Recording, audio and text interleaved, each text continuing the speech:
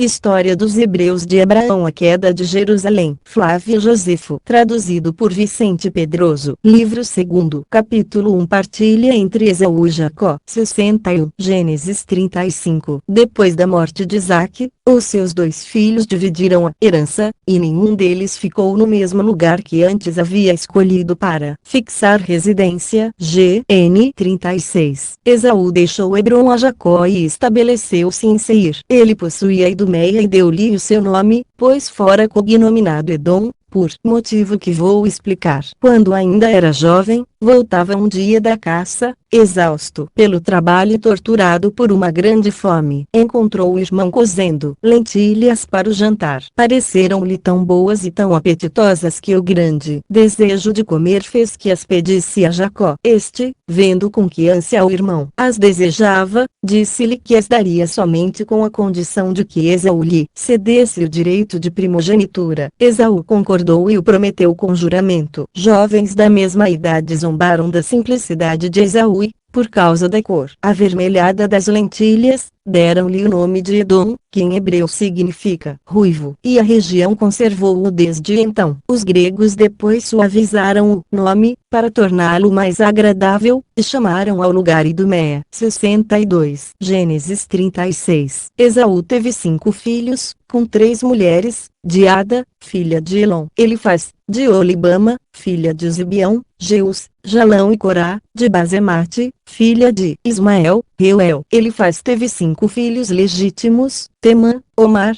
Zefô, Gaitã e Kenaz. Quanto ao sexto, de nome Amaleque, ele teve de Tesma, sua concubina. Ocuparam aquela parte da Idumeia chamada Gobolite, e o país que foi chamado Amalequita por causa de Amaleque. O nome Idumeia estendia-se antigamente até muito longe, e as diversas partes desse grande país conservaram os nomes daqueles que por primeiros habitaram. Outina. Capítulo 2. Sonhos de José. Inveja de seus irmãos, que resolvem matá-lo. 63. A prosperidade com que Deus favorecia a Jacó era tão grande que nenhum outro no país o igualava em riquezas. E as excelentes qualidades de seus filhos não somente o tornavam feliz, mas também considerado por todos. Eles não tinham menos espírito que sabedoria e coração, e nada lhes faltava do que os pudesse tornar estimados. Deus tomava também tal cuidado por esse fiel servidor, e concedia-lhe tão liberalmente as suas graças que mesmo as coisas que pareciam ser-lhe adversas acabavam em seu proveito. Ele começava, desde então, por ele e pelos seus, a abrir aos nossos pais o caminho para sair do Egito. Eis qual foi a origem disso. 64. Gênesis 37. José, que Jacó tivera de Raquel, era o mais querido de todos os seus filhos, fosse por causa das melhores qualidades de espírito e de corpo, em que sobrepujava os outros, fosse por sua grande sabedoria. Esse afeto, que o pai não conseguia esconder, incitou contra José a inveja e o ódio dos irmãos, agravados ainda por causa de alguns sonhos que o moço lhes contara na presença do pai que lhe pressagiavam uma felicidade extraordinária, capaz mesmo de suscitar inveja entre as pessoas mais próximas. O fato passou-se deste modo: Jacó o havia mandado com seus irmãos para trabalhar no campo de trigo, e ele teve um sonho na noite anterior, que não podia ser considerado comum. Pela manhã, contou-o aos irmãos, a fim de que o explicassem. Parecia que o seu feixe estava de pé no campo e que os outros vinham inclinar-se diante dele e adorá-lo. Eles não tiveram dificuldade em julgar o que significava aquele sonho. A fortuna de José seria muito grande, e eles lhe seriam sujeitos. No entanto, dissimularam, como se nada tivessem entendido, desejando em seu coração que a predição fosse falsa e concebendo contra ele uma aversão ainda maior. Deus, para confundir a inveja deles, permitiu a José outro sonho, bem mais importante que o primeiro. Parecia-lhe ver o sol, a lua e 11 estrelas descerem do céu à terra e prostrarem-se diante dele. Ele contou o sonho ao pai diante dos irmãos, dos quais não desconfiava, e rogou que lhe dessem uma explicação. Jacó sentiu grande alegria,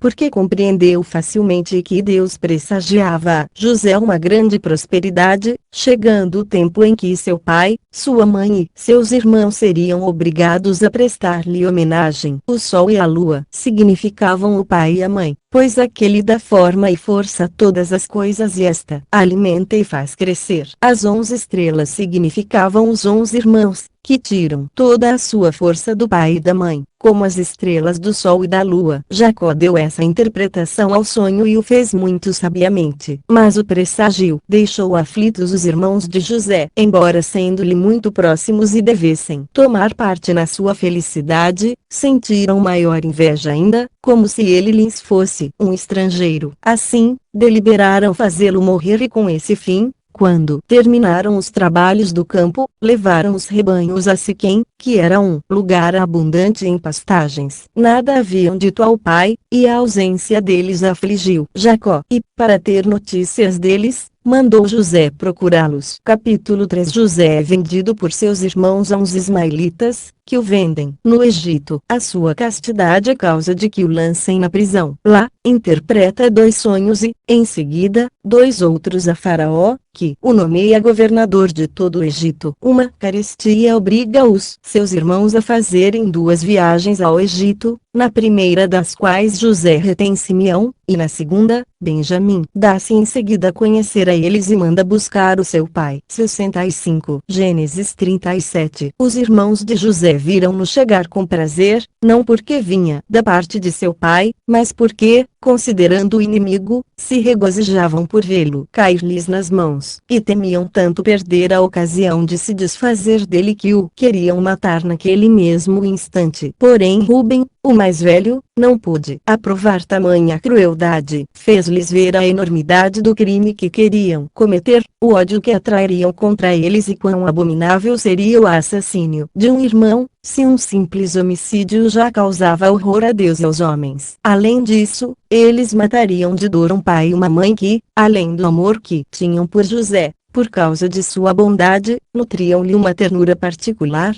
por ser ele o mais obediente de todos os filhos. Assim, ele os conjurava a temer a vingança de Deus, que via já o cruel desígnio concebido em seus corações, que os perdoaria, contudo, se eles se arrependessem e compensassem o seu crime, mas que os castigaria muito mais severamente se o cometessem. Que considerassem, pois, que todas as coisas a ele eram gentes, as ações praticadas no cifrão desertos não passariam mais despercebidas que as cometidas nas cidades, e a própria consciência servir-lhes ia de algoz. E acrescentou que, se jamais fora permitido matar um irmão, mesmo havendo ofensa da parte dele, e se, por outro lado, é sempre louvável perdoar aos amigos quando eles erram, por muito maior razão eram eles obrigados a não fazer mal a um irmão do qual jamais haviam recebido injúria alguma. A simples consideração pela juventude dele deveria levá-los não somente a sentir compaixão como também ajudá-lo e protegê-lo. A causa que os instigava contra ele tornava-os ainda mais culpados, pois em vez de invejar a felicidade que lhe tocaria e as vantagens com que Deus se comprazia em enriquecê-lo, eles deveriam regozijar-se e considerá-las como suas também, pois, sendo-lhe tão próximos, de tudo poderiam participar. Deviam, por fim, imaginar qual seria o furor e a indignação de Deus contra ele se levassem à morte aquele a quem ele havia julgado digno de receber de sua mão tantos benefícios, se ousassem tirar-lhe os meios de o favorecer com suas graças. Vendo Ruben que os irmãos, em vez de se comoverem com essas palavras, cada vez mais se obstinavam em sua funesta resolução, propôs escolherem um meio mais suave de a executar, a fim de tornar a sua falta, de algum modo, menos criminosa. Se quisessem seguir o seu conselho, deveriam contentar-se em colocar José numa cisterna próxima, deixando-o lá para morrer, sem manchar as mãos com sangue. Eles aprovaram a proposta, e Ruben desceu com uma corda à cisterna, que estava quase seca, e em seguida foi procurar pastagens para o seu rebanho. Mal ele havia partido, Judá, um dos filhos de Jacó, viu passando uns mercadores árabes, descendentes de Ismael que vinham de Galaade, os quais levavam para o Egito perfumes e outras mercadorias. Então ele aconselhou os irmãos a vender José, pois desse modo ele iria morrer num país distante e eles não poderiam ser acusados de lhe terem tirado a vida. Eles negociaram com os mercadores, retiraram da cisterna o irmão, que contava então 17 anos, e o venderam por 20 peças de prata aos ismaelitas. Quando retornou, à noite, Ruben, que pretendia salvar José, foi secretamente à cisterna e chamou-o diversas vezes. Vendo que ele não respondia, imaginou que os irmãos o houvessem matado e censurou-o severamente. Eles então foram obrigados a contar-lhe o que haviam feito, e o seu pesar foi desse modo um tanto mitigado. Os irmãos discutiram em seguida o que fazer para evitar ao pai a suspeita de um crime. Acharam que a melhor maneira era tomar as vestes que haviam tirado de José antes de pô-lo na cisterna, rasgá-las e molhá-las no sangue de um cabrito, levando-as assim manchadas ao pai, a fim de fazê-lo acreditar que um animal feroz o havia devorado. Foram então apressadamente para casa. O pai já estava desconfiado de que alguma desgraça acontecera a José. Os filhos disseram-lhe que não o tinham visto, mas haviam encontrado as suas vestes manchadas de sangue e rasgadas, as que de fato ele usava quando saíra de casa, e assim tinham todos os motivos para crer que ele fora devorado por um animal feroz. Jacó, que não havia pensado em tão dura perda, mas julgara apenas que o filho fora aprisionado e levado como escravo, quando viu as vestes não duvidou mais de sua morte, pois as reconheceu como sendo as que ele usava ao sair de casa para ir ter com os irmãos. Foi então tomado de grande dor, tão intensa que mesmo por um filho único não se teria chorado tanto. Cobriu-se de saco e não ouviu as palavras de consolação que os outros filhos lhe dirigiam. 66. Gênesis 39. Quando os mercadores ismaelitas que haviam comprado José chegaram ao Egito, venderam-no a Potifar, mordomo do palácio do rei Faraó, que não o tratou como escravo, mas o fez educar com cuidado,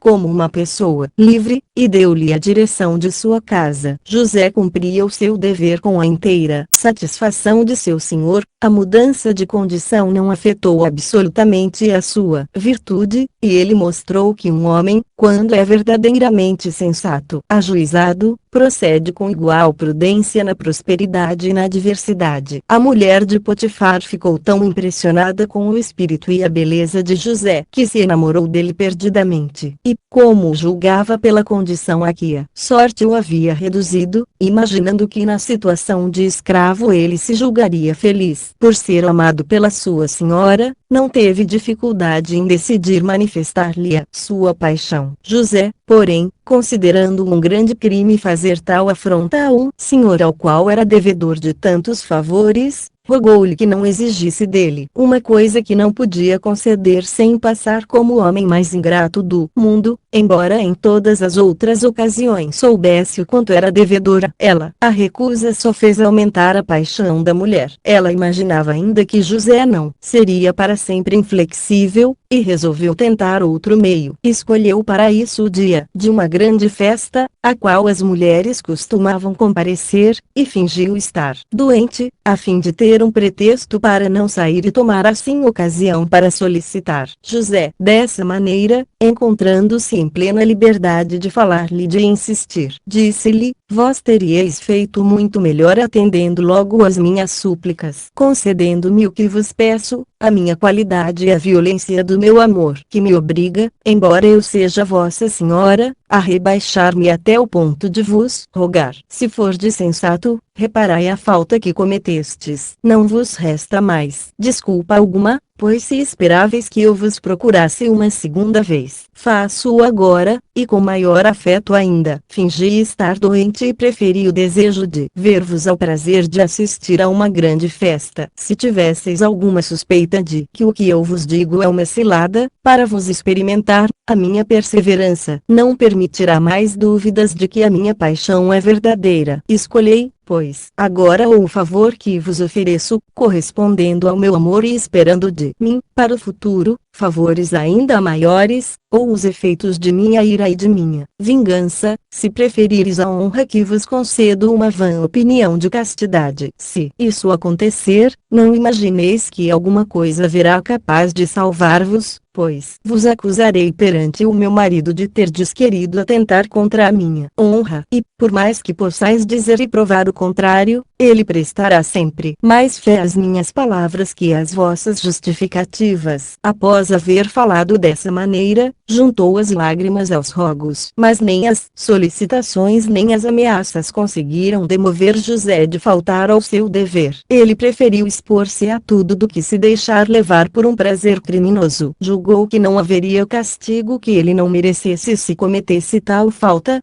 e, apenas para agradar uma mulher, então fez-lhe ver que ele também era devedor ao marido dela, acrescentando que os prazeres legítimos no casamento eram preferíveis aos produzidos por uma paixão desregrada, que estes últimos apenas se passavam, causando um arrependimento inútil, e que viveriam no contínuo temor de serem descobertos, mas nada havia a temer da fidelidade conjugal e do andar com confiança na presença de Deus e dos homens. Se ela se mantivesse casta, conservaria a autoridade que tinha para dar-lhe ordens, ao passo que perderia essa mesma autoridade cometendo com ele um crime que ele poderia sempre atirar-lhe em rosto. Enfim, a tranquilidade de uma consciência que de nada se sente culpada era infinitamente preferível à inquietação daqueles que precisam esconder pecados vergonhosos. Essas palavras e outras semelhantes que José proferiu, procurando convencê-la a moderar a sua paixão e a compreender o próprio dever, só a fizeram inflamar-se ainda mais, e ela tentou obrigá-lo a conceder-lhe o que não podia, sem um crime pretender dele. Não podendo então tolerar por mais tempo tão grande vexame, ele escapou, deixando, porém, o manto nas mãos dela. Ofendida com a repulsa de José e temendo que ele a denunciasse ao marido, resolveu precedê-lo e vingar-se. Assim, irritada por não ter podido satisfazer a sua paixão brutal, quando o marido regressou e, surpreso, perguntou-lhe a causa de vê-la naquele estado, ela respondeu: não mereceis viver se não castigardes como merece esse pérfido e detestável servidor, que, esquecendo-se da miséria que estava reduzido quando o comprastes e da excessiva bondade com que o tratais, em vez de mostrar gratidão, teve a ousadia de atentar contra a minha honra e de assim querer fazer-vos a maior afronta que jamais poderíeis receber. Escolheu para executar o seu intento este dia de festa e a vossa ausência, e dizei, depois disto, que única causa desse pudor e dessa moderação que ele afeta não é o temor que tem de vós, a honra que lhe concedestes, sem que ele a merecesse e que não teria ousado esperar, levou-o a essa horrível insolência. Ele julgou que, por lhe teres confiado todos os vossos bens e dado toda a autoridade sobre os demais servidores, ainda que mais velhos que ele, lhe era permitido levar os seus desejos pessoais até vossa esposa. 67. Depois de lhe ter falado dessa maneira, e acrescentando lágrimas às palavras, mostrou-lhe o manto de José, afirmando que lhe havia ficado nas mãos enquanto resistia. Potifar, convencido por aquelas palavras e pelas lágrimas, e dando mais valor do que devia ao amor que tinha por ela, não pôde deixar de acreditar no que acabava de ouvir e ver. Assim, louvou-lhe muito a sabedoria e, sem indagar da verdade, não duvidou de que José fosse realmente culpado e mandou-o colocar na prisão. Experimentava uma alegria secreta pela virtude da esposa, da qual julgava não poder duvidar depois da prova tão convincente que ela lhe havia mostrado. 68. Enquanto o egípcio se deixava enganar dessa maneira, José, então amarga e injusta vicissitude, colocou nas mãos de Deus a justificação de sua inocência. Ele não quis se defender nem dizer de que modo as coisas se haviam passado, mas, suportando com paciência prisão e a humilhação, confiava em Deus, ao qual tudo é manifesto, que conhecia a causa de sua infelicidade e que era tão poderoso quanto os que o faziam sofrer eram injustos. Ele experimentou logo os efeitos da divina providência, pois o carcereiro, considerando a diligência e fidelidade com que ele fazia tudo o que lhe era mandado e tocado pela majestade estampada em seu rosto, tirou-lhe as cadeias, tratou-o melhor que aos outros e tornou-lhe a prisão mais tolerável. Gênesis 40. Como nas horas em que se permite aos prisioneiros tomar um pouco de descanso eles costumam conversar sobre a sua infelicidade, José fez amizade com um mordomo do rei, ao qual o príncipe muito havia estimado, mas o colocara na prisão por causa de um descontentamento que tivera com ele. Esse homem, percebendo a virtude de José, contou-lhe um sonho que tivera e rogou-lhe que o explicasse, pois se sentia muito infeliz, não somente por ter perdido as boas graças de seu senhor, mas também por estar sendo perturbado com sonhos que ele julgava só poderiam vir do céu. Parecia-me, disse ele, que eu via 3 cepos de videira, carregados com grande quantidade de uvas, e, estando maduros os cachos, eu os espremia, para tirar-lhes o caldo, numa taça que o rei tinha na mão e que eu apresentava à sua majestade, que o achava delicioso. José ouviu e disse-lhe que tivesse boas esperanças, pois o sonho significava que dentro de 3 dias ele sairia da prisão, por ordem do rei, e voltaria às suas boas graças. Pois, acrescentou, Deus concedeu aos frutos da videira diversos e excelentes usos e uma grande virtude. Serve para se lhe fazerem sacrifícios, para confirmar a amizade entre os homens, para fazê-los esquecer a inimizade e para mudar a sua tristeza em alegria. E, assim como esse licor que vossas mãos exprimeram foi favoravelmente recebido pelo rei, não duvideis de que esse sonho prenuncia a vossa saída da miséria em que estáis há tantos anos,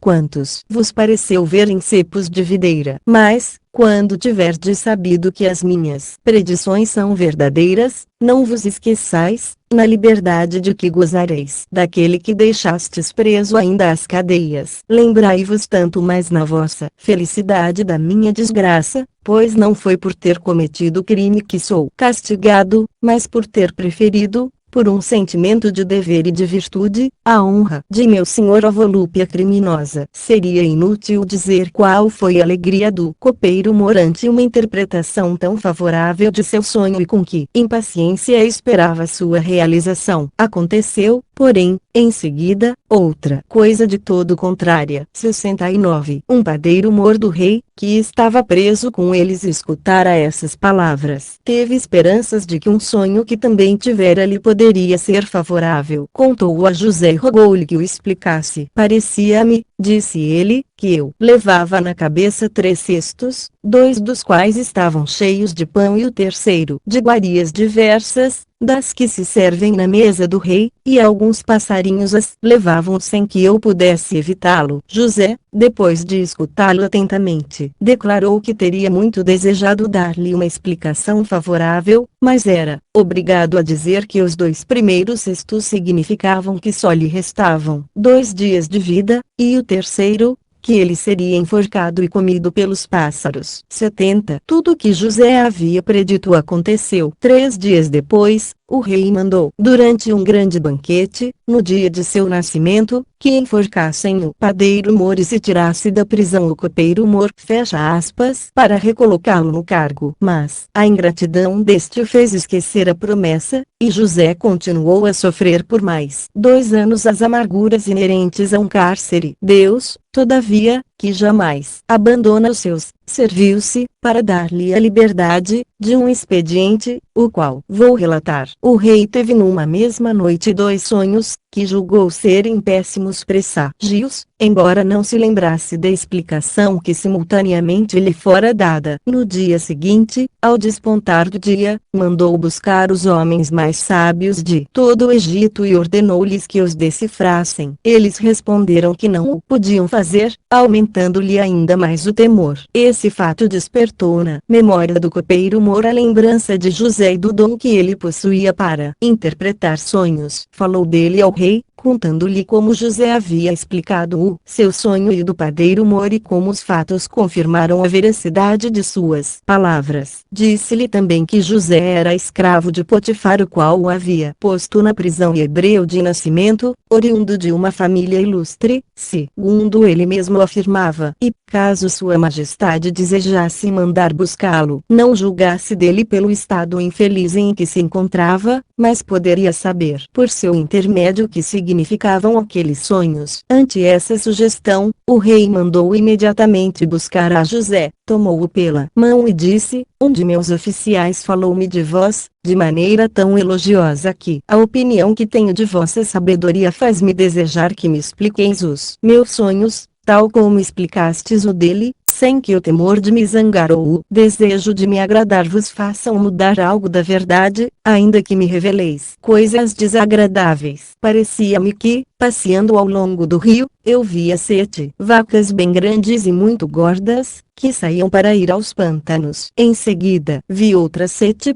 muito feias e muito magras, que foram ao encontro das primeiras e as devoraram, sem que com isso saciassem a fome. Acordei muito perturbado a respeito do que esse sonho poderia significar e, tendo dormido de novo, tive um outro, que me pôs em inquietação ainda maior. Parecia-me que eu via 7 espigas saídas de um mesmo pé, todas maduras e tão gordas que o peso dos grãos as fazia inclinar-se para a terra. Perto dali, 7 outras espigas, muito secas e magras, devoraram então aquelas 7 tão belas, deixando-me estupefato e no desassossego em que me encontro ainda agora. Depois de o rei assim haver falado, José respondeu-lhe: os 2 sonhos de Vossa Majestade significam a mesma coisa. As 7 vacas magras e as 7 espigas áridas que devoraram as vacas bem nutridas e as espigas gordas representam a esterilidade e a carestia que assolarão o Egito dura 7 anos e que consumirão toda a fertilidade e a abundância dos 7 anos precedentes. Parece que será difícil remediar tão grande mal, porque as vacas magras que devoraram as outras não foram ainda saciadas. Mas Deus não prediz tais coisas aos povos para amedrontá-los, de modo que eles se deixem abater pelo desânimo, mas, ao contrário, para obrigá-los por uma sábia previdência a evitar o perigo que os ameaça. E assim, se agradar a Vossa Majestade mandar que se reserve o trigo colhido nestes anos tão férteis, para distribuí-lo na época da necessidade, o Egito não sentirá absolutamente a esterilidade dos outros anos. O rei, admirado da inteligência e sabedoria de José, perguntou-lhe o que fazer naqueles anos de abundância para tornar suportável a esterilidade dos outros. José respondeu-lhe que era necessário recolher o trigo, de sorte que se gastasse apenas o necessário e se conservasse o resto para prover a necessidade futura. E acrescentou que era ainda preciso deixar aos lavradores apenas o que lhes fosse necessário para semear a terra e para viver. 70 E o faraó, então, não menos satisfeito com a prudência de José do que com a explicação dos sonhos, julgou não poder fazer escolha melhor do que o próprio José para a execução de um conselho tão sensato. Assim, deu-lhe plenos poderes para determinar o que julgasse mais conveniente para o seu trabalho e para o bem-estar de seus súditos. Como sinal da autoridade com que o honrava, permitiu que se vestisse de púrpura, usasse um anel com o selo real e fosse conduzido sobre um carro por todo o Egito. José, em seguida, fez executar as ordens e mandou recolher todo o trigo aos celeiros do rei, deixando ao povo somente o necessário para semear e viver, sem dizer por que razão assim procedia. Ele tinha então 30 anos, e o rei o fez nomear Psontonfanse, por causa de sua inteligência. Esse nome significa, em língua egípcia, aquele que penetra as coisas ocultas. 72 Faraó fez José desposar uma jovem de nobre família, chamada Zenate, cujo pai se chamava Potífera e era sacerdote de On. Dela teve 2 filhos, antes que chegasse a carestia, e por isso chamou ao primeiro Manasses,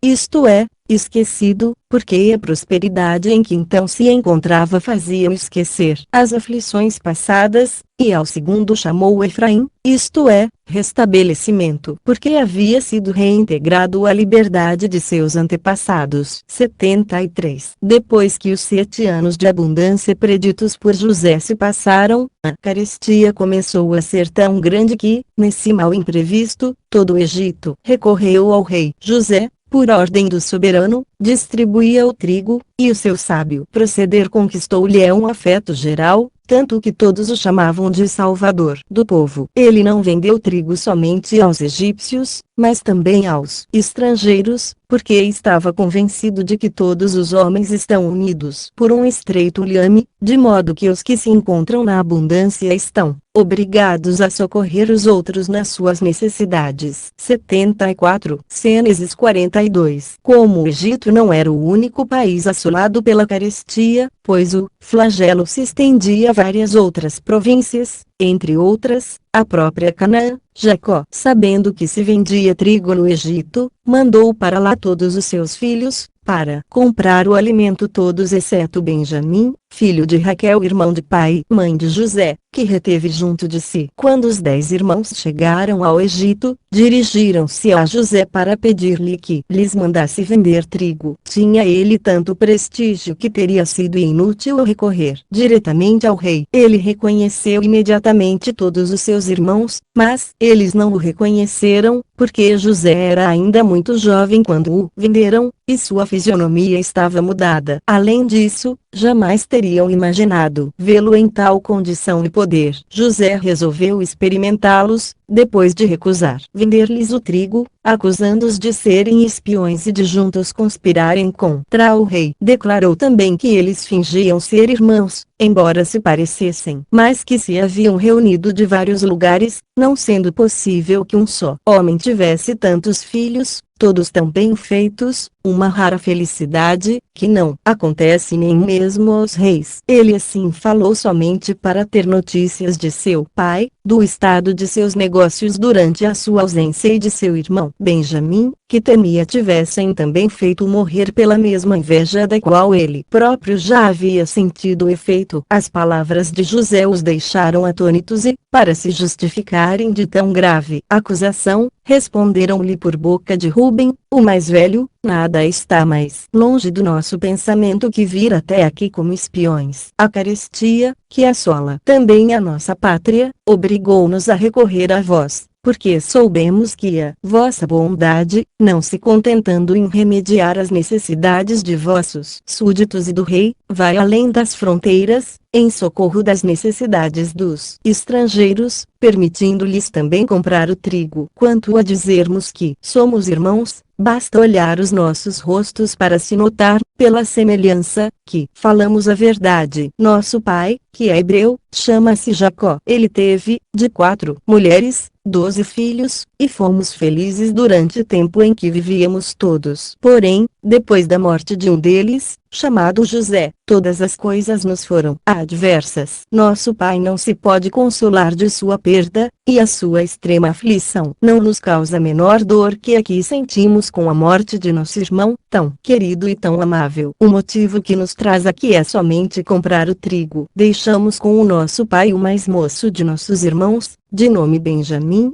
e, se vos aprouver mandar buscá-lo, sabereis que vos dizemos a verdade e falamos sinceramente. Essas palavras deram a conhecer a José que nada mais devia temer por seu pai ou por seu irmão. No entanto, ordenou que os pusessem na prisão, para serem interrogados comodamente. Fê-los voltar 3 dias depois e disse-lhes: para me certificar de que não viestes aqui com mau desígnio contra a segurança do rei, de que sois todos irmãos e filhos do mesmo pai, quero que me deixeis um dentre vós, que ficará em completa segurança comigo. E, depois de terdes regressado com o trigo que pedirdes, voltareis aqui trazendo vosso irmão menor, que deixastes com ele. A ordem deixou-os atônitos, e, lastimando a própria infelicidade, reconheceram que Deus os castigava, com justiça, pela grande crueldade deles para com José. Por isso Rúben, censurando-o severamente, disse-lhes que as lamúrias eram inúteis e que era necessário suportar com firmeza o castigo, o qual bem mereciam. Vividamente sentidos, puseram-se de acordo. Como falavam em língua hebraica, julgavam que ninguém os entendia. José, no entanto, ficou tão comovido ao vê-los quase levados ao desespero que, não podendo reter as lágrimas e não querendo ainda dar-se a conhecer, retirou-se da presença deles. Tendo voltado em seguida, reteve Simeão como refém, até que trouxessem o irmão menor. Então deu 4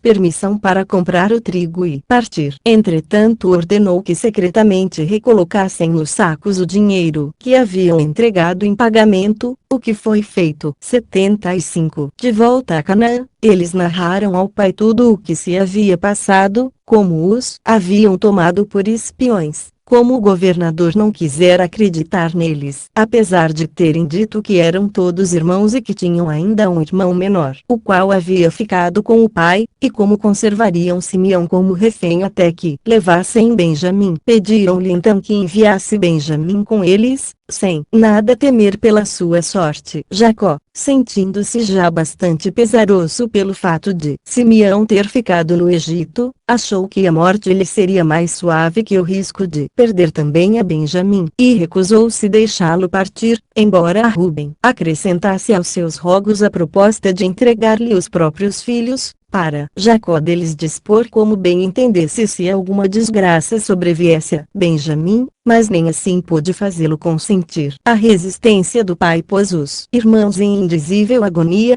que aumentou muito quando encontraram o dinheiro nos sacos de trigo. Gênesis 43. A carestia continuava, e, quando o trigo que haviam comprado estava terminando, Jacó começou a pensar em mandar Benjamim ao Egito, pois os seus irmãos não ousavam retornar sem ele. Embora a necessidade aumentasse e eles redobrassem as instâncias, Jacó não conseguia decidir-se. Em tal conjuntura, Judá, que era de natureza ousada e violenta, tomou a liberdade de dizer-lhe que havia exagero em sua inquietação a respeito de Benjamim, pois, quer ficasse junto dele, quer se afastasse, nada lhe poderia acontecer contra a vontade de Deus. Que aquele cuidado inútil punha em risco a sua própria vida e a de todos os seus, pois só poderiam subsistir pelo auxílio que trouxessem do Egito, que deveriam considerar que o atraso no regresso talvez levasse os egípcios a executar Simeão, que, segundo a sua piedade, deveria confiar a Deus a conservação de Benjamim, e que, por fim, prometiam trazê-lo são e salvo ou então morrer com ele. Jacó não pôde resistir a tão fortes razões e deixou partir Benjamim. Deu-lhes o dobro do dinheiro necessário para comprar o trigo, acrescentando vários presentes para José. Dentre as coisas mais preciosas que havia na terra de Canaã, bálsamo, resinas, terebintina e mel. Esse pai, de natureza tão suave e terna, passou todo aquele dia imerso em grande dor, ao ver partir todos os seus filhos. Também estes saíram no temor de que o pai não pudesse resistir a tão grande aflição, mas à medida que se adiantavam na viagem, consolavam-se com a esperança de uma melhor sorte. 76. Logo que chegaram ao Egito, dirigiram-se ao palácio de José, temendo que os acusassem de terem roubado o dinheiro do trigo que haviam comprado. Desculparam-se com o administrador, assegurando-lhe que fora grande a surpresa deles quando, já em sua pátria, encontraram nos sacos o dinheiro, que de novo lhe traziam. Ele fingiu ignorar de que se tratava, e eles ficaram ainda mais tranquilos quando puseram Simeão em liberdade. Pouco tempo depois, voltando ao palácio do rei, entregaram a José os presentes que o pai enviara. José perguntou da saúde de Jacó, e responderam-lhe que era boa. E ele cessou de temer por Benjamim quando viu entre os demais, porém, não deixou de perguntar se era aquele o irmão menor deles. Tendo-lhe eles respondido que era, contentou-se em dizer-lhes que a providência de Deus estendia-se a tudo. Não podendo mais conter as lágrimas, afastou-se, para não se dar dar a conhecer. Naquele mesmo dia, ofereceu-lhes uma ceia, determinando que se sentassem à mesa na mesma posição e ordem que adotavam em casa. Tratou-os assim muito bem e fez servir uma porção dobrada a Benjamim. 77. Gênesis 44. Ordenou em seguida que lhes dessem o trigo que desejavam levar e acrescentou, por ordem secreta, que quando estivessem dormindo se pusesse de novo nos sacos o dinheiro do pagamento e que escondessem, além disso, no saco pertencente a Benjamim, a taça em que ele, José, comumente se servia. Queria desse modo experimentar a disposição dos irmãos para com Benjamim, para ver se o auxiliariam quando ele o acusasse daquele furto ou se o abandonariam sem se incomodar com a sua sorte. Sua ordem foi executada. Eles partiram ao raiar do dia, com grande júbilo por terem reconquistado seu irmão Simeão e cumprido a promessa para com o seu pai, restituindo-lhe também Benjamim. Entretanto ficaram espantados quando se viram cercados por uma tropa de cavalaria, junto da qual estavam os servidores de José que haviam escondido a taça, e perguntaram a estes por que motivo, depois de o senhor deles os haver tratado com tanta cordialidade, os perseguiam com tanta insistência. Os egípcios responderam-lhes que a bondade de José, de que se vangloriavam, ressaltava-lhes ainda mais a ingratidão e os tornava mais culpados, pois, em vez de reconhecerem os favores que haviam recebido, não tinham tido escrúpulo de roubar a taça de que ele se servira para lhes dar,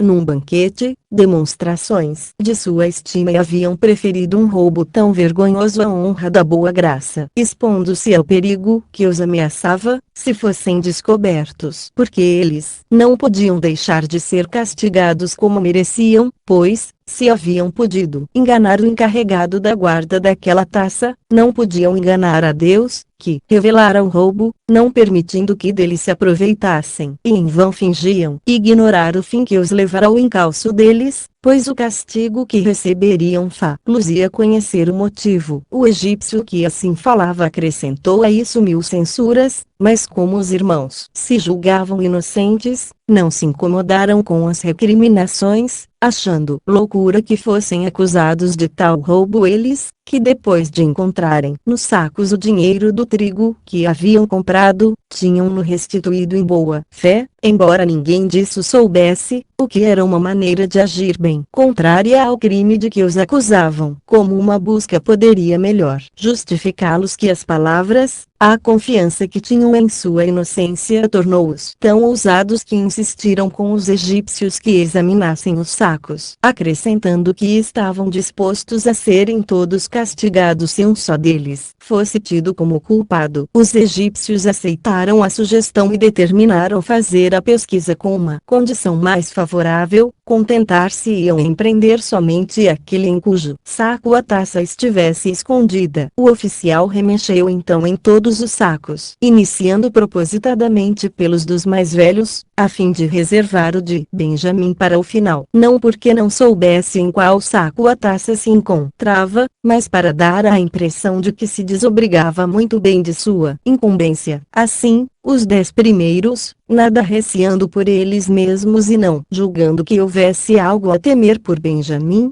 queixaram-se de seus perseguidores e do atraso que estava causando aquela busca injusta. No entanto, quando abriram o saco que pertencia a Benjamim e ali acharam a taça, a surpresa de terem caído em tal desdita quando já se julgavam fora de qualquer perigo causou-lhes tão viva dor que eles rasgaram as próprias vestes e só conseguiam gritar e gemer. Isso porque imaginaram logo o castigo inevitável para Benjamim e, ao mesmo tempo, lembraram que haviam solenemente prometido ao pai restituir-lhe o filho menor. E, para cúmulo da aflição, sentiam-se culpados da desgraça de um e de outro, pois foram os seus insistentes pedidos que levaram Jacó a decidir-se mandar Benjamim com eles. Os cavaleiros, sem demonstrar comoção com as suas queixas e lágrimas, levaram Benjamim a José, e seus irmãos o seguiram. José, vendo Benjamim nas mãos dos soldados, assim falou aos irmãos esmagados pela dor: miseráveis que sois, respeitais, então, tampouco a providência de Deus, e sois tão insensíveis à bondade que vos testemunhei que tenhais tido a coragem de cometer uma ação tão baixa para com o vosso benfeitor, que vos recebeu com tanta cordialidade. Essas poucas palavras causaram-lhes tal confusão que somente puderam se oferecer para libertar o irmão e serem castigados em seu lugar. Diziam entre si, uns aos outros, que José era feliz, pois se havia morrido, estava livre das misérias da vida, e, se estava vivo, ser-lhe-ia glorioso que Deus julgasse digno severo castigo que sofriam por causa dele. Confessavam ainda que não poderiam ser mais culpados do que já o eram para com o pai, por terem acrescentado nova aflição a que ele já suportava pela perda de José. E Rubem continuava a censurar-lhes o crime que haviam cometido contra o irmão. Disse-lhes José que, como não duvidava da inocência deles, permitia que regressassem, contentando-se em castigar aquele que cometera o crime, pois, assim como não era justo pôr em liberdade um culpado para ser agradável aos que não eram, do mesmo modo não seria razoável fazer sofrer inocentes pelo pecado de um só. E assim, eles podiam partir quando quisessem, que ele lhes garantiria toda a segurança. De tal maneira essas palavras penetraram-lhes o coração que todos, exceto Judá, ficaram impossibilitados de responder. E, como era muito generoso e havia feito ao pai a promessa de lhe reconduzir Benjamim, resolveu expor-se, para salvá-lo.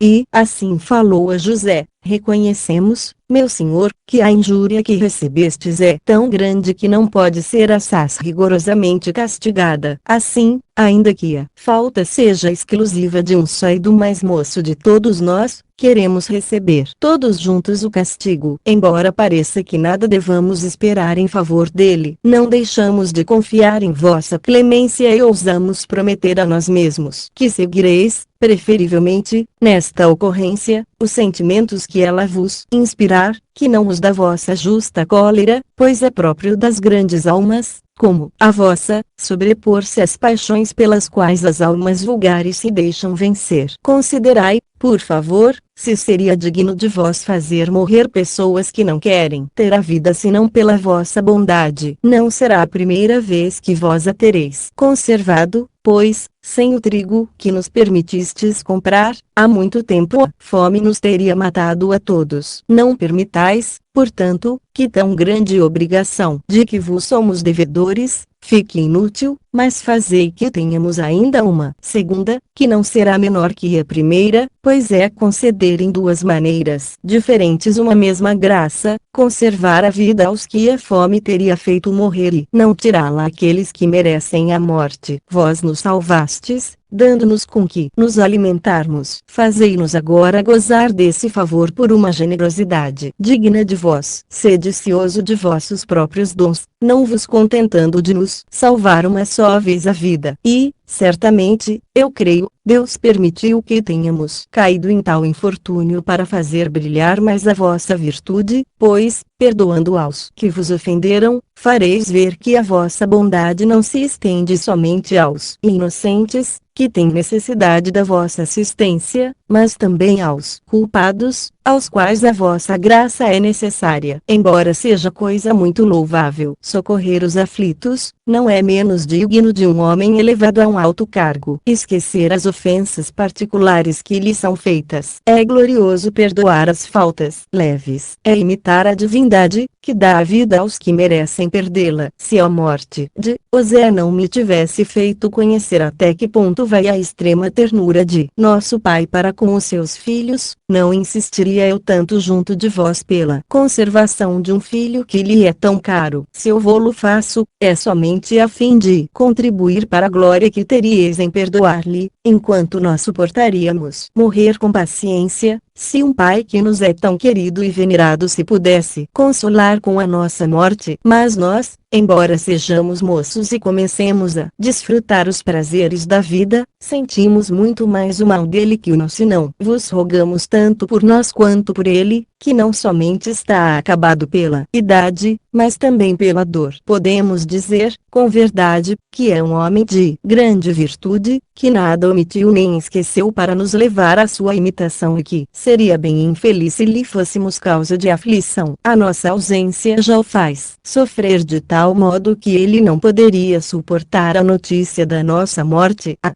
vergonha de que seria acompanhado abreviaria, sem dúvida, os seus dias, e para evitar a confusão que isso lhe causaria, ele preferiria deixar este mundo antes que a notícia se espalhasse. Assim, embora a vossa cólera seja muito justa, fazei com que a vossa compaixão por nosso Pai seja mais poderosa sobre o vosso espírito que o ressentimento pela nossa falta. Concedei essa graça à velhice, pois ele não se poderia resignar a sobreviver à nossa perda. Concedei-a na qualidade de Pai, para honrar o vosso, na vossa pessoa, honrar-vos a vós mesmo, pois Deus vos deu essa mesma qualidade. Deus, que é o Pai de todos os homens, vos tomará feliz na vossa família se fizerdes ver que respeitais o nome que tendes em comum com ele, deixando-vos levar pela compaixão para com um pai que não poderia suportar a perda de seus filhos. Nossa vida está em vossas mãos, assim como podeis nula destruir com justiça,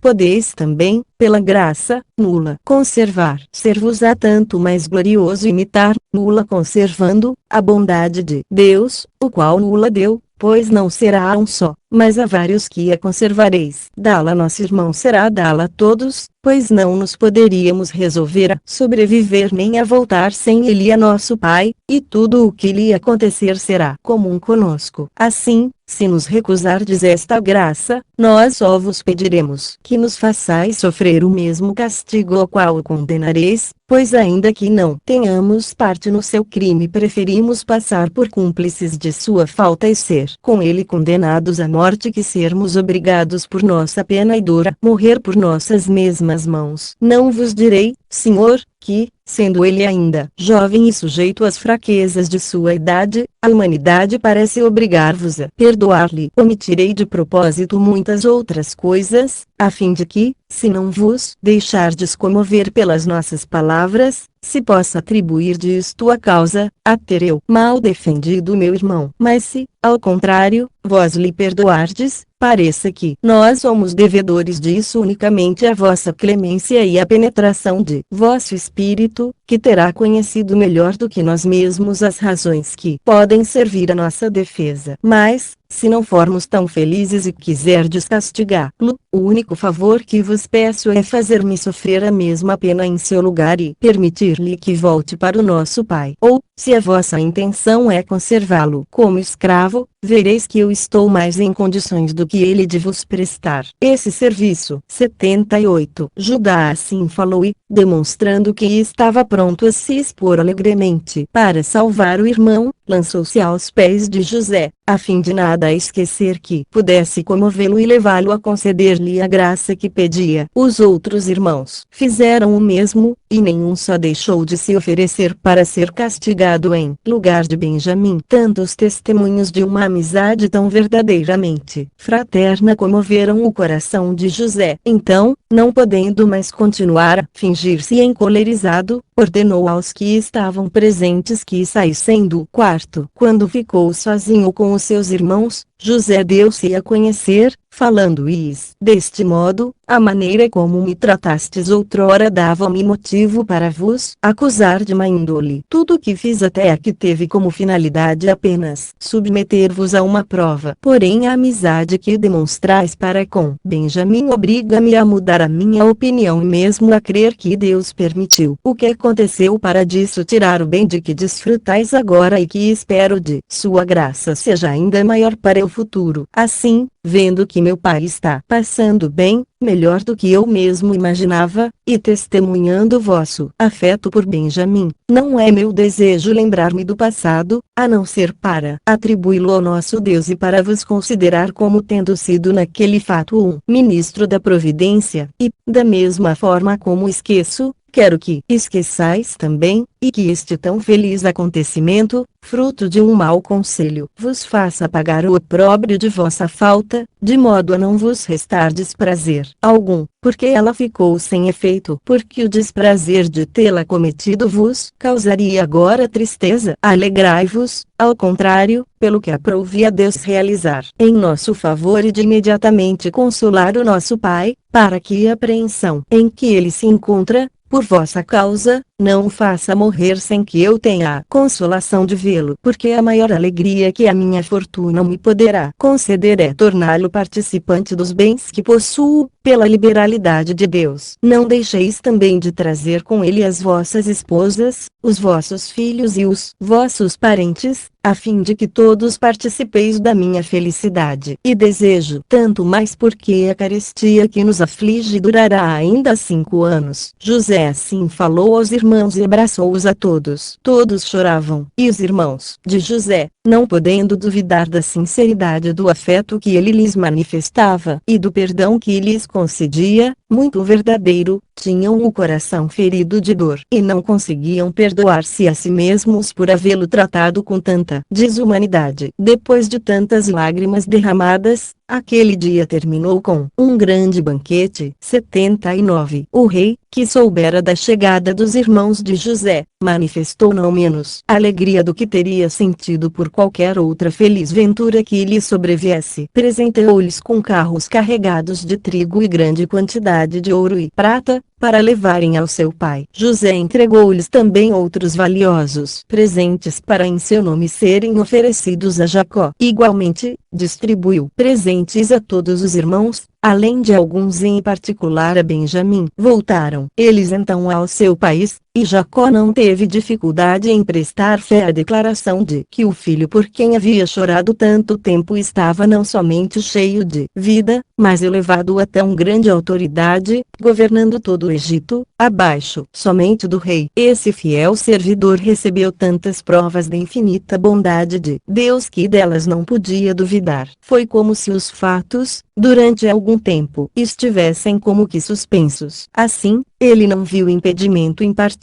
imediatamente, para dar a José e deste receber, ao mesmo tempo, a maior de todas as consolações que um e outro poderiam desejar em vida. Capítulo 4. Jacó chega ao Egito com toda a sua família. Admirável proceder de José durante a carestia e depois dela. Morte de Jacó e de José. 80. Gênesis 46. Quando Jacó chegou aos poços do juramento, ofereceu a Deus um sacrifício, e o seu espírito achou-se então agitado por diversos pensamentos. Isso porque, de um lado, ele temia que a abundância do Egito tentasse os filhos a permanecer lá e os fizesse perder o desejo de voltar à terra de Canaã, da qual Deus lhe prometera a posse, atraindo assim a cólera divina, por terem ousado mudar de país sem consultar ao Senhor. Por outro lado, ele temia morrer antes de ter o consolo de ver José. Adormeceu com essa amargura, e Deus apareceu-lhe em sonhos, chamando 2 vezes pelo nome. Jacó perguntou quem era, e Deus respondeu-lhe, como Jacó. Não conheceis o vosso Deus, que continuamente vos tem assistido e a todos os vossos predecessores? Não fui eu que, contra o desígnio de Isaque, vosso pai, vos fiz chefe de vossa descendência? Não fui eu que, quando fostes sozinho para a Mesopotâmia, vos providenciei um casamento vantajoso, vos tornei pai de vários filhos e vos fiz voltar repleto de bens? Não fui eu que conservei a vossa família e que, quando pensáveis o haver perdido, elevei José a um tão alto grau de poder que a fortuna dele iguala quase a do próprio rei do Egito? Venho agora para servir-vos de guia na vossa viagem e para anunciar-vos que exalareis o vosso último suspiro nos braços de José, que a vossa posteridade será muito poderosa, durante vários séculos, e possuirá o país cujo domínio vos prometi. 81. Jacó, consolado com essas esperanças por meio de um sonho tão favorável, continuou ainda mais alegremente a viagem com os filhos e netos, cujo número era de 70. Não diria aqui os seus nomes, que são rudes e difíceis de se pronunciar, se alguns não quisessem fazer crer que somos originários do Egito, e não da Mesopotâmia. Jacó tinha 12 filhos, e como um deles, José já estava estabelecido no Egito. Resta-me falar somente dos outros. Rubem teve 4 filhos, Enoque, Palu, Esrom e Carmi. Simeão teve 6 filhos, Gemuel, Jamim, Oade, Jaquim, Zoar e Saul. Levi teve 3 filhos, Gerson, Coate e Merari. Judá teve 5 filhos, Onã, Sela, Pérez e Zerá. Pérez teve 2, Esrom e Amul. Issacar teve 4 filhos, Tola, Puva, Jó e Sinrom.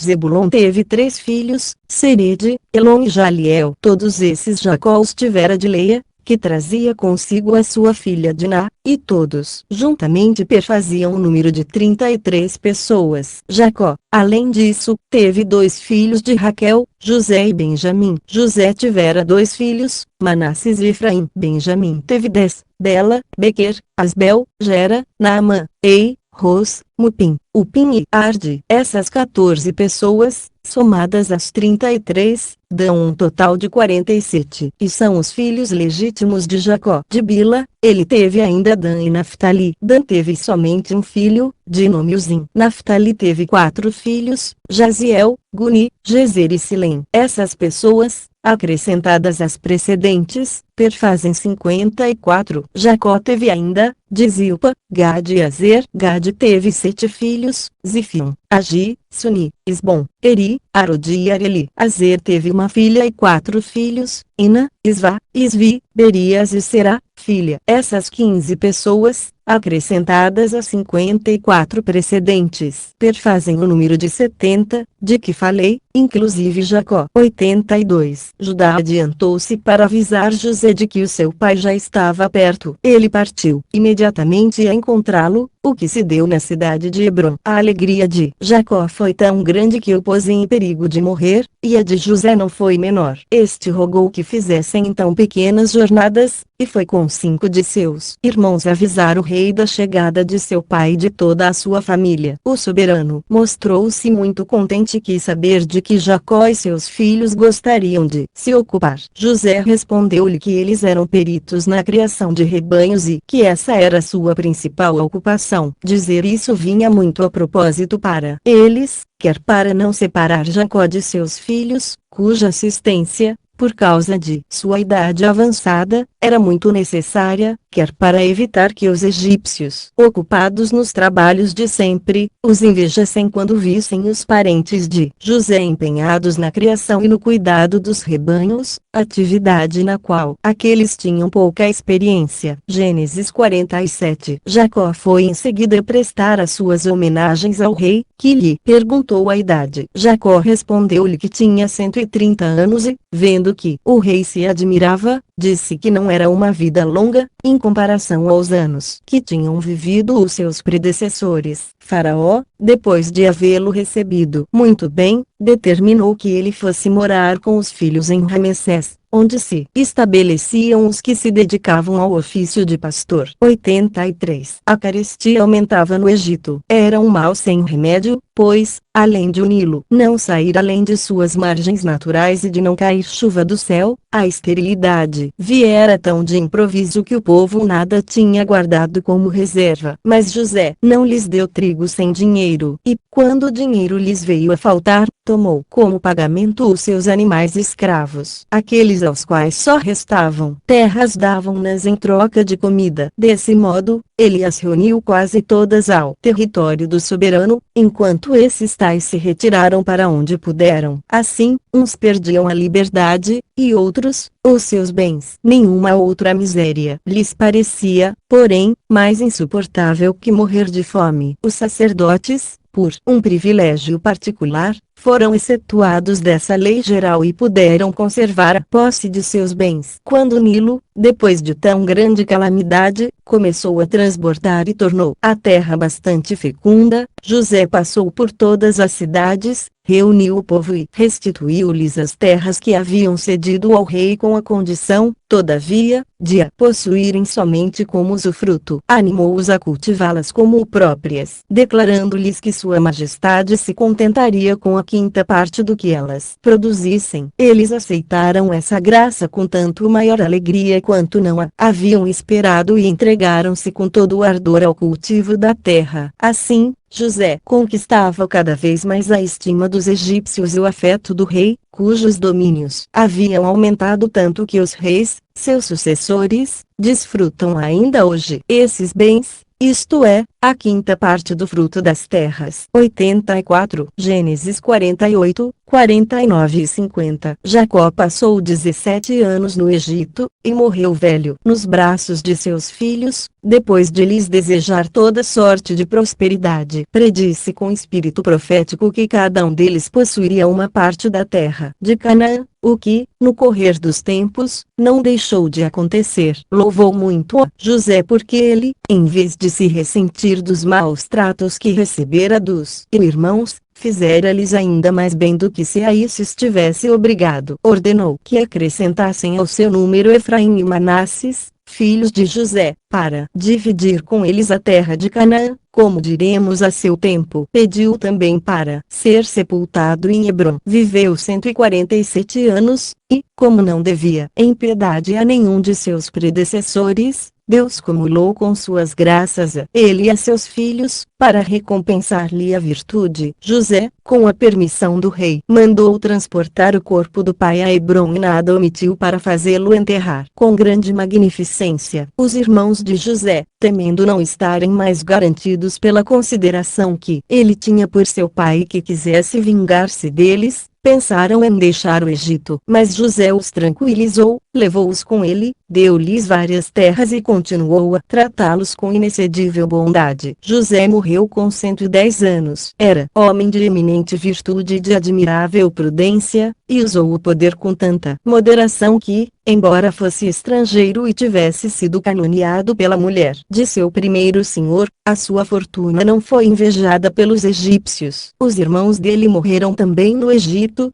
depois de terem vivido felizes. Filhos e netos levaram os corpos a Hebrom, ao mesmo sepulcro de seus antepassados. E, quando os hebreus saíram do Egito, levaram para lá também os ossos de José, como ele determinara e os fizera prometer com juramento. Mas, tendo de contar em seguida as amarguras por que passou esse povo e todas as guerras que teve de sustentar para dominar os de Canaã, falarei primeiramente da causa que os obrigou a sair do Egito. Capítulo 5. Os egípcios tratam cruelmente os israelitas. Predição realizada pelo nascimento e milagrosa conversão de Moisés. A filha do rei do Egito Fanle-Educar o adota por filho. Ele comanda o exército do Egito contra os etíopes, obtém a vitória e desposa a princesa da Etiópia. Os egípcios desejam matá-lo. Ele foge e desposa a filha de Reuel, também chamado Jetro. Deus aparece-lhe num arbusto ardente, no monte Sinai, e ordena-lhe que vá libertar o seu povo da escravidão. Ele realiza vários milagres perante Faraó, e Deus fere o Egito com várias pragas. Moisés liberta os israelitas e guia-os. 85. Êxodo 1. Como os egípcios são naturalmente preguiçosos e voluptuosos e só pensam no que lhes pode proporcionar prazer e proveito, eles olhavam com inveja a prosperidade dos hebreus e as riquezas que estes conquistavam com o trabalho. Conceberam mesmo certo temor pelo aumento do número deles. Tendo o tempo apagado a memória das obrigações que todo o Egito devia a José, e tendo o reino passado a outra família, eles começaram a maltratar os israelitas e a oprimi-los com trabalhos. Empregaram-nos em cavar vários diques para deter as águas do Nilo e diversos canais para conduzi-las. Faziam-nos trabalhar na construção de muralhas para cercar as cidades e levantar pirâmides de altura prodigiosa, obrigando-os até mesmo a aprender, com dificuldade, artes e diversos ofícios. 400 anos assim se passaram, com os egípcios procurando sempre destruir a nossa nação, e os hebreus, ao contrário, esforçando-se por vencer todos esses obstáculos. O artigo 96 fala de apenas 215 anos, que é a opinião dos rabinos. 86. Esse mal foi seguido por um outro, que aumentou ainda mais o desejo que os egípcios tinham de nos perder. Um dos doutores da sua lei, ao qual eles dão o nome de escribas das coisas santas e que passam entre eles por grandes profetas, disse ao rei que naquele mesmo tempo deveria nascer um menino entre os hebreus, cuja virtude seria admirada por todo o mundo, pois aumentaria a glória de sua nação e humilharia o Egito, e cuja reputação seria imortal. O rei, assustado com a predição e seguindo o conselho daquele que lhe fazia essa advertência, publicou um edito pelo qual ordenava que se deveriam afogar todas as crianças hebreias do sexo masculino e ordenou às parteiras do Egito que observassem exatamente quando as mulheres fossem dar à luz, porque não confiava nas parteiras de sua nação. Esse edito ordenava também que aqueles que se atrevessem a salvar ou criar alguma dessas crianças seriam castigados com a pena de morte, juntamente com toda a família. Tão cruel determinação cumulou de dor os israelitas porque, ficando obrigados a ser os assassinos dos próprios filhos e não podendo sobreviver a eles senão apenas alguns anos, a extinção da raça parecia inevitável. Mas é em vão que os homens empregam os seus esforços para resistir à vontade de Deus. O menino que havia sido vaticinado veio ao mundo, foi criado ocultamente, não obstante as ordens do rei, e todas as predições a seu respeito se realizaram. 87. Um hebreu de nome Anrão, muito estimado entre os seus, vendo que a sua mulher estava grávida, ficou muito preocupado, por causa do edito que iria exterminar a sua nação. Recorreu então a Deus, rogando-lhe que tivesse compaixão de um povo que sempre o havia adorado e fizesse cessar a perseguição que os ameaçava de ruína total. Deus, tocado por aquela oração, apareceu-lhe em sonho e disse-lhe que esperasse, que ele se lembrava da piedade do povo e da de seus antepassados, que os recompensaria agora, tal como havia recompensado aqueles, que era por essa consideração que os fizera multiplicar-se, desde Abraão, quando este partiu sozinho da Mesopotâmia para a terra de Canaã, a quem ele cumulou de bens e tornou a mulher fecunda, e os sucessores dele, aos quais outorgou províncias inteiras, a Arábia e Ismael, troglodita aos filhos de Quetura e o país de Canaã, Isaque,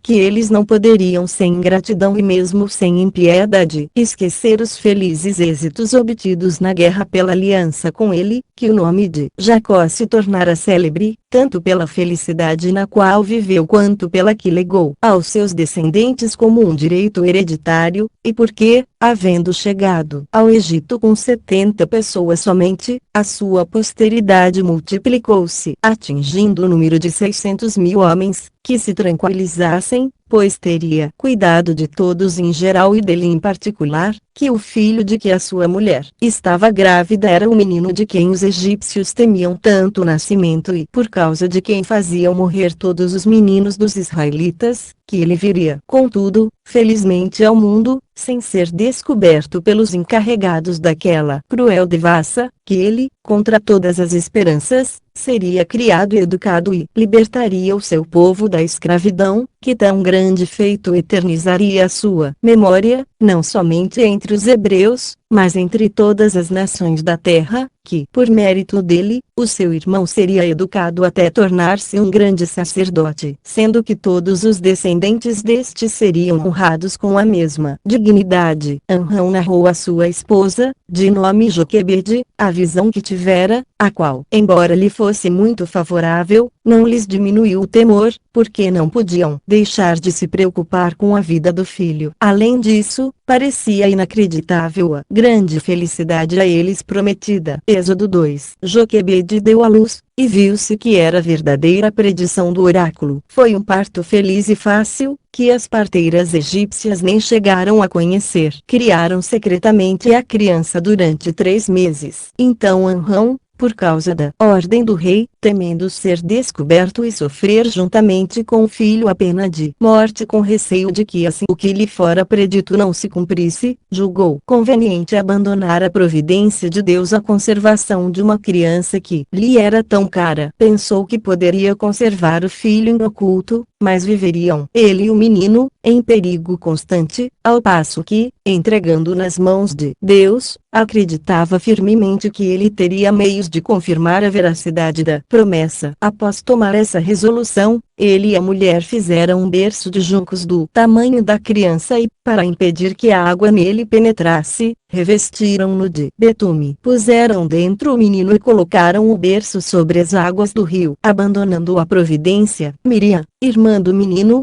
por ordem de sua mãe, foi para o outro lado do Nilo ver o que aconteceria. Deus então mostrou claramente que todas as coisas se realizariam, não segundo os planos da sabedoria humana, mas conforme os sublimes desígnios de sua vontade. Mostrou também que aqueles que pretendem fazer perecer os outros, para proveito próprio ou para segurança particular, são muitas vezes desiludidos em suas esperanças, por mais cuidados de que se cerquem. Os que confiam somente nele, entretanto, estarão a salvo de muitos perigos, mesmo contra qualquer probabilidade de salvação, como aconteceu a esse menino. Como o berço flutuasse ao sabor das águas, Termutes, filha do rei, que passeava pela margem do rio, avistou-o e ordenou alguns dos que acompanhavam que a nado fossem buscá-lo. Trouxeram-no, e ela ficou tão encantada com a beleza da criança que não se cansava de contemplá-la. Resolveu então tomar o menino aos seus cuidados e mandar educá-lo, de sorte que, por um favor de Deus assaz extraordinário, ele foi criado no mesmo lugar onde queriam a sua morte e a ruína de sua nação. A princesa logo ordenou que fossem procurar uma ama. Veio uma,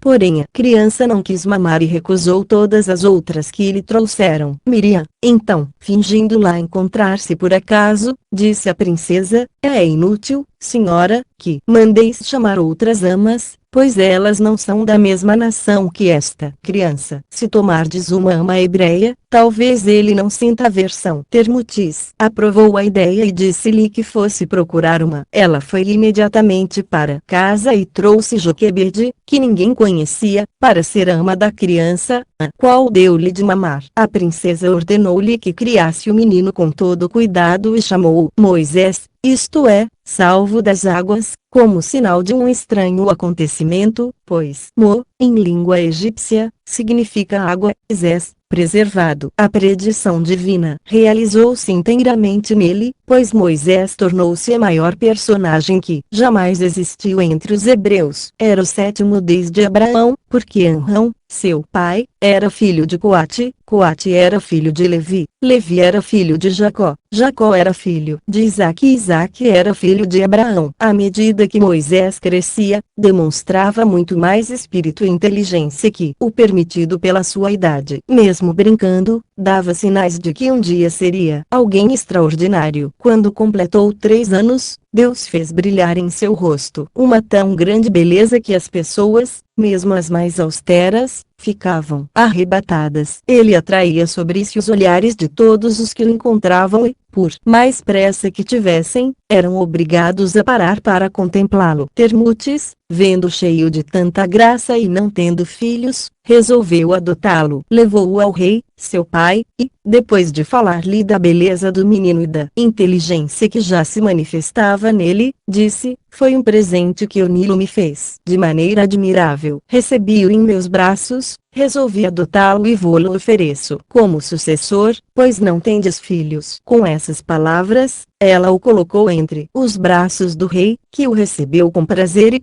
para obsequiar a filha, estreitou-o nos braços, colocando-lhe o diadema sobre a cabeça. Moisés, como uma criança que se diverte, tirou-o e o jogou ao chão, pisando-lhe em cima. Essa ação foi considerada de péssimo augúrio, e o doutor da lei que predissera o quanto seria funesto o nascimento daquele menino para o Egito ficou tão nervoso que desejou matá-lo imediatamente. Eis aí, majestade, disse ele, dirigindo-se ao rei, este menino, do qual Deus nos faz saber que a morte deve garantir a vossa paz. Vede que o fato confirma a minha predição, pois apenas nasceu e já despreza a vossa grandeza, calcando aos pés a vossa coroa. Matando, todavia, fareis perder aos hebreus a esperança que nele depositam e salvareis o vosso povo de um grande temor. Termutes, ouvindo falar desse modo, levou o menino, sem que o rei se opusesse, porque Deus afastava do espírito de Faraó o pensamento de fazê-lo morrer. A princesa fê-lo educar com grande desvelo,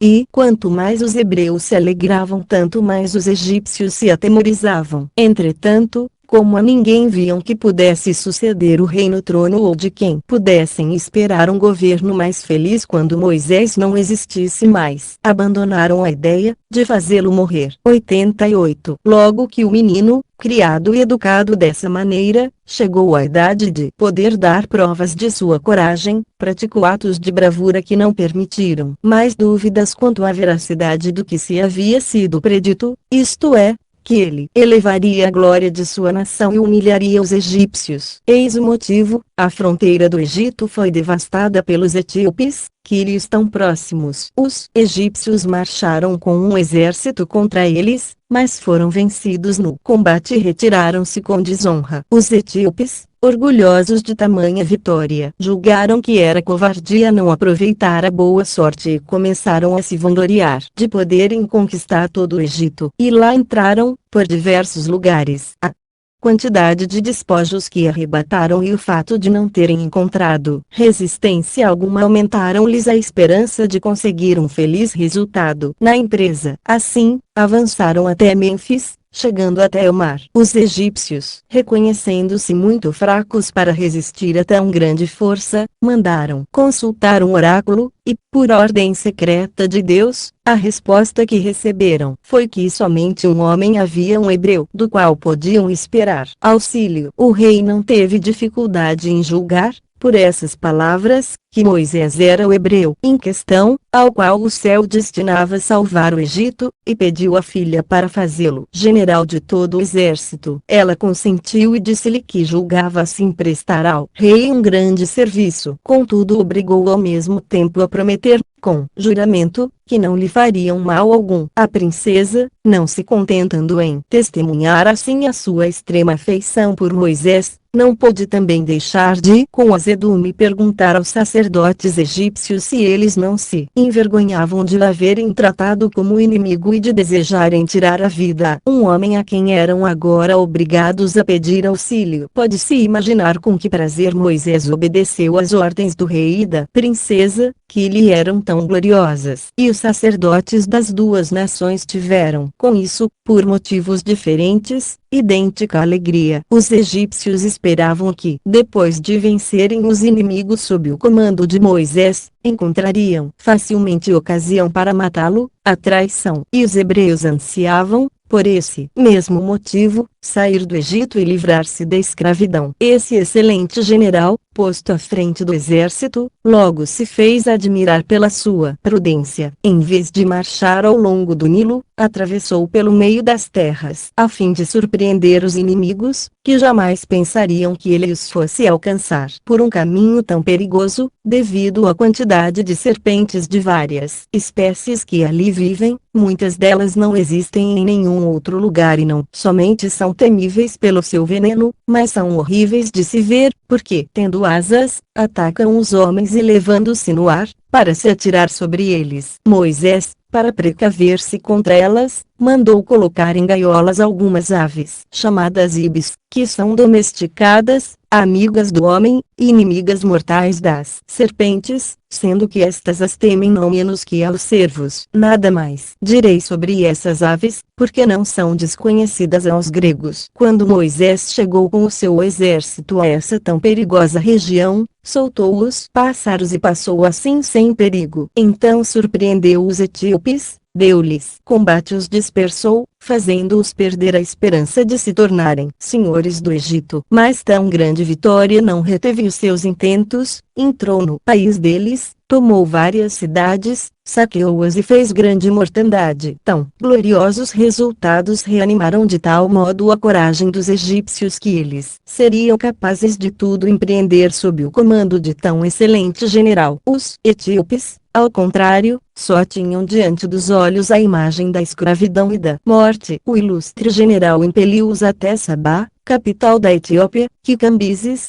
rei dos persas, chamou depois de Meroe, nome de sua irmã. Aí Moisés o sitiou, embora a cidade fosse tida como inexpugnável, porque, além de suas grandes fortificações, era rodeada por 3 rios, o Nilo, o Astap e o Astobora, cujo percurso é muito difícil. Ficava, assim, situada numa ilha e não era menos defendida pela água que a rodeava de todos os lados que pela força de suas muralhas e de suas defesas. Os diques que a preservavam das inundações dos rios serviam ainda de terceira defesa quando os inimigos passassem as outras. Moisés ficou aborrecido ao constatar que tantas dificuldades juntas tornavam a conquista da cidade quase impossível, e o seu exército começava a enfadar-se porque os etíopes não se atreviam mais a dar-lhes combate. Tarlis, filha do rei da Etiópia, tendo visto do alto das muralhas praticar, num assalto, atos de valor e de coragem extraordinários, ficou tão cheia de admiração pela sua bravura, a qual reerguera o ânimo dos egípcios e fizera tremer a Etiópia. Antes vitoriosa, que sentiu o coração ferido de amor por ele. Com a paixão sempre aumentando, mandou oferecer-lhe a mão em casamento. Ele aceitou a honra, com a condição de que ela lhe entregasse a cidade. A promessa foi confirmada com um juramento e, depois que o tratado foi feito, em boa fé de parte a parte, ele deu graças a Deus por tantos favores e reconduziu os egípcios vitoriosos de volta à sua pátria. 89. Mas esses ingratos, em vez de manifestar reconhecimento pela salvação e pela honra que deviam a Moisés, aumentaram ainda mais o seu ódio contra ele e procuraram, mais do que nunca, eliminá-lo. Temiam que a glória que conquistara o enchesse de tal modo de orgulho que ele pensasse em se tornar senhor de todo o Egito. Aconselharam o rei a mandá-lo matar, o qual deu ouvidos a tais palavras, porque a grande fama de Moisés já lhe causava inveja, e o monarca começava a temer que fosse também sobrepujado por ele. Nisso era ajudado pelos sacerdotes, que, para incitá-lo ainda mais, recordavam o rei continuamente do perigo em que se encontrava. E assim, Faraó consentiu na morte de Moisés, e ela seria inevitável, se este não houvesse descoberto a intenção dos egípcios e se ausentado no momento oportuno. Moisés fugiu para o deserto e desse modo salvou-se, porque os inimigos não podiam imaginar que ele tomaria tal caminho. Como nada encontrasse para comer, viu-se atormentado por uma fome extrema, mas a suportou com paciência e, depois de haver andado muito, chegou, pelo meio-dia, próximo da cidade de Midian, nome que lhe deu um dos filhos de Abraão, e Quetura, à beira do Mar Vermelho. Estando muito cansado, sentou-se à beira de um poço, para repousar, e esse fato deu-lhe ocasião de mostrar a sua coragem, abrindo caminho para uma sorte melhor. Eis como tudo se passou. Um sacerdote chamado Reuel, ou Jetro, muito estimado entre os seus,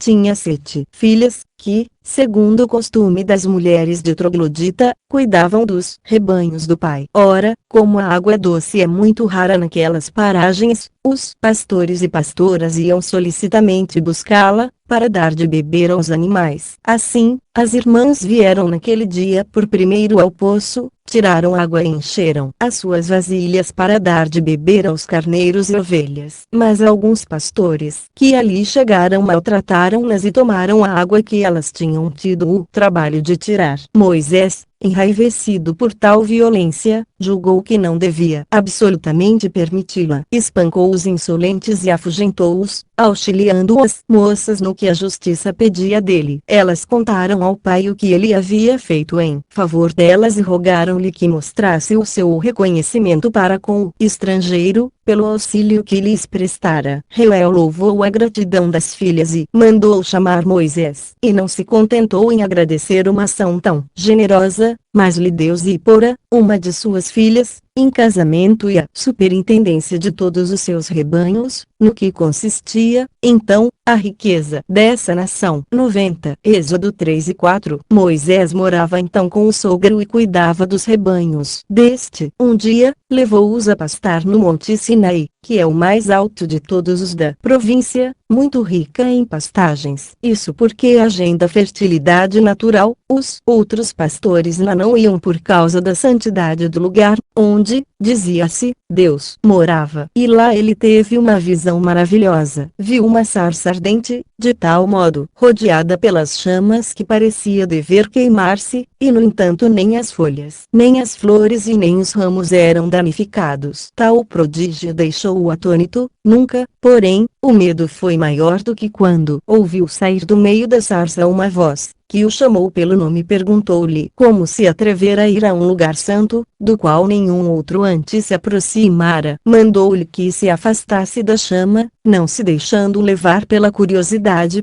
e se contentasse com o que merecera ver, sendo um digno sucessor da virtude de seus antepassados. A voz predisse-lhe, em seguida, a glória que ele deveria conquistar, com o auxílio que receberia de Deus, tornar-se-ia célebre entre os homens. Ordenou-lhe que voltasse sem temor para o Egito, a fim de libertar os hebreus de sua cruel escravidão. Pois, acrescentou a mesma voz, eles tornar-se-ão senhores do mesmo país rico em todas as espécies de bens que Abraão, o chefe de vossa raça, possuiu e serão devedores de tão grande felicidade a vossa sábia direção. Mas, depois que os tiverdes tirado do Egito, não deixeis de oferecer um sacrifício neste mesmo lugar. Em diversas passagens da Bíblia, esse monte é chamado Horebe, onde Moisés promulgou a lei. Muitos o confundem com o Sinai. Uma tradição local coloca o Horebe no pico Saf-Saf do maciço montanhoso e o Sinai em outro, mais elevado, a meio-dia de distância. Mas alguns estudiosos sustentam, ao contrário, que Horebe é o verdadeiro nome de todo o maciço, enquanto o Sinaí seria apenas uma denominação derivada do deus lunar Sim, venerado talvez nesse lugar.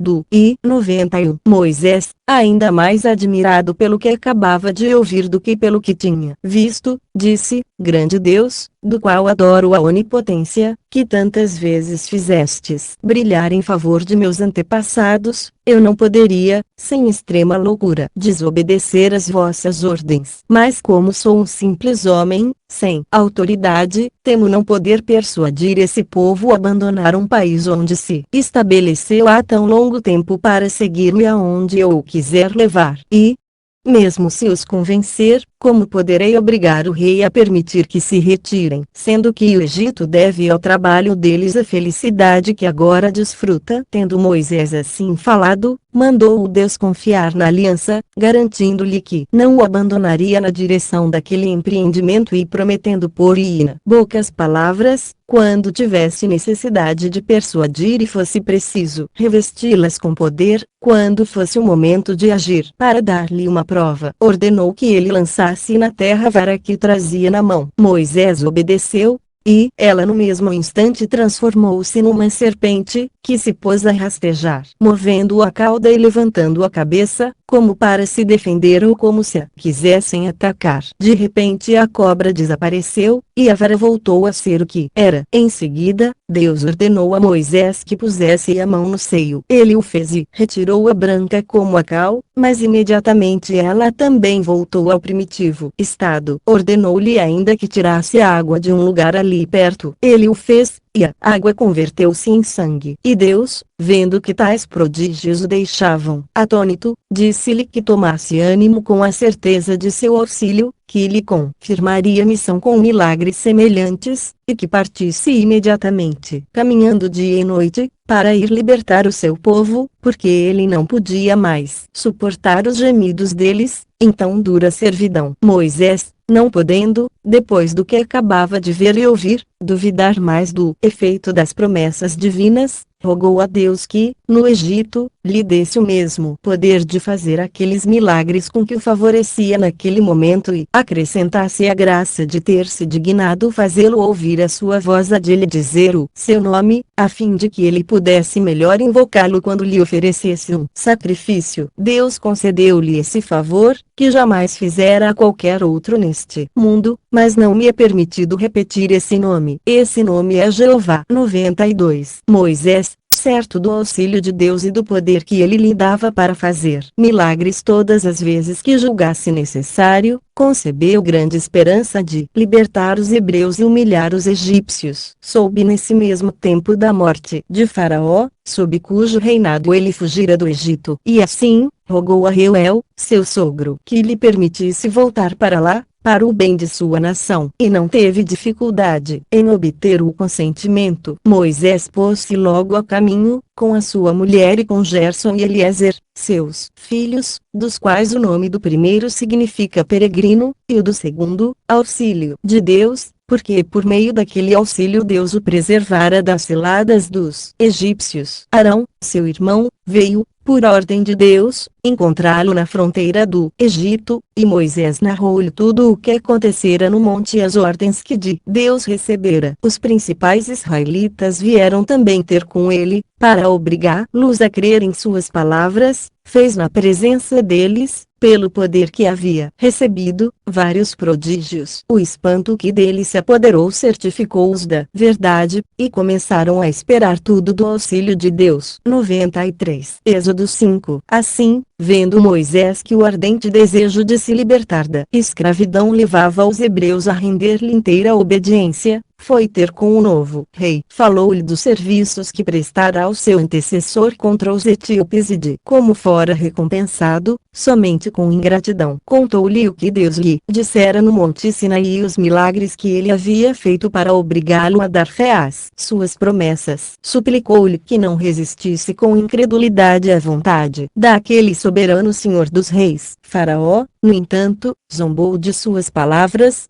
e então Moisés fez em sua presença os mesmos prodígios que havia feito no monte Sinaí. Êxodo 7. O príncipe, em vez de ficar convencido, enfureceu-se. Disse que Moisés era mau e que depois de ter fugido, para evitar a escravidão, se havia feito iniciar na magia, a fim de enganá-lo por meio de artes diabólicas. Mas ele, Faraó, tinha também sacerdotes de sua fé, que poderiam fazer os mesmos prodígios. Assim, Moisés não devia se vangloriar de ser o único ao qual Deus concedera aquela graça e nem iludir o povo simples, persuadindo de que havia nele algo divino. E mandou buscar os seus sacerdotes. Eles lançaram as suas varas ao chão, e estas se converteram em serpentes. Moisés, sem se espantar, respondeu ao rei: Eu não desprezo, majestade, a ciência dos egípcios, mas o que faço está tão acima dos conhecimentos deles e de sua magia quanto a distância entre as coisas divinas e as humanas, e vou mostrar claramente que os milagres que faço não têm, como os deles, uma vã aparência de verdade, para enganar os simples e os crédulos, mas procedem da virtude e do poder de Deus. Dizendo essas palavras, atirou a vara ao chão e ordenou-lhe que se mudasse em serpente. Ela obedeceu à sua voz e devorou-as dos egípcios, que pareciam ser outras tantas serpentes. Voltou em seguida à sua forma primitiva e Moisés a retomou na mão. O rei, em vez de admirar tão grande maravilha, irritou-se ainda mais e, depois de ter dito a Moisés que a sua ciência e os seus artifícios ser-lhe-iam inúteis, ordenou ao que tinha direção das obras confiadas aos israelitas que as aumentasse ainda mais. Assim, esse indivíduo mandou retirar a palha que costumava fornecer para os tijolos, de modo que, depois de ter labutado durante todo o dia, tinham de ir procurá-la durante a noite, o que lhes dobrava o trabalho. Ex 5. Moisés, sem se incomodar com as ameaças do rei nem se comover com as queixas contínuas dos hebreus, que diziam que todos os esforços dele só estavam servindo para fazê-lo sofrer ainda mais, continuou firme no cumprimento de sua missão e, como havia empreendido por um ardente desejo de libertá-los, deliberou consegui-la, contra a vontade do rei e contra a opinião deles mesmos. Voltou então a falar ao príncipe, para pedir que os hebreus fossem ao monte Sinaí oferecer um sacrifício a Deus, como ele o havia ordenado. Disse que Faraó não se devia opor à vontade do céu, mas que, enquanto Deus lhe era ainda favorável, o seu próprio interesse o obrigava a conceder àquele povo a liberdade que lhe pedia. Se ele se recusasse, só poderia depois acusar a si mesmo de ser a causa da própria desgraça,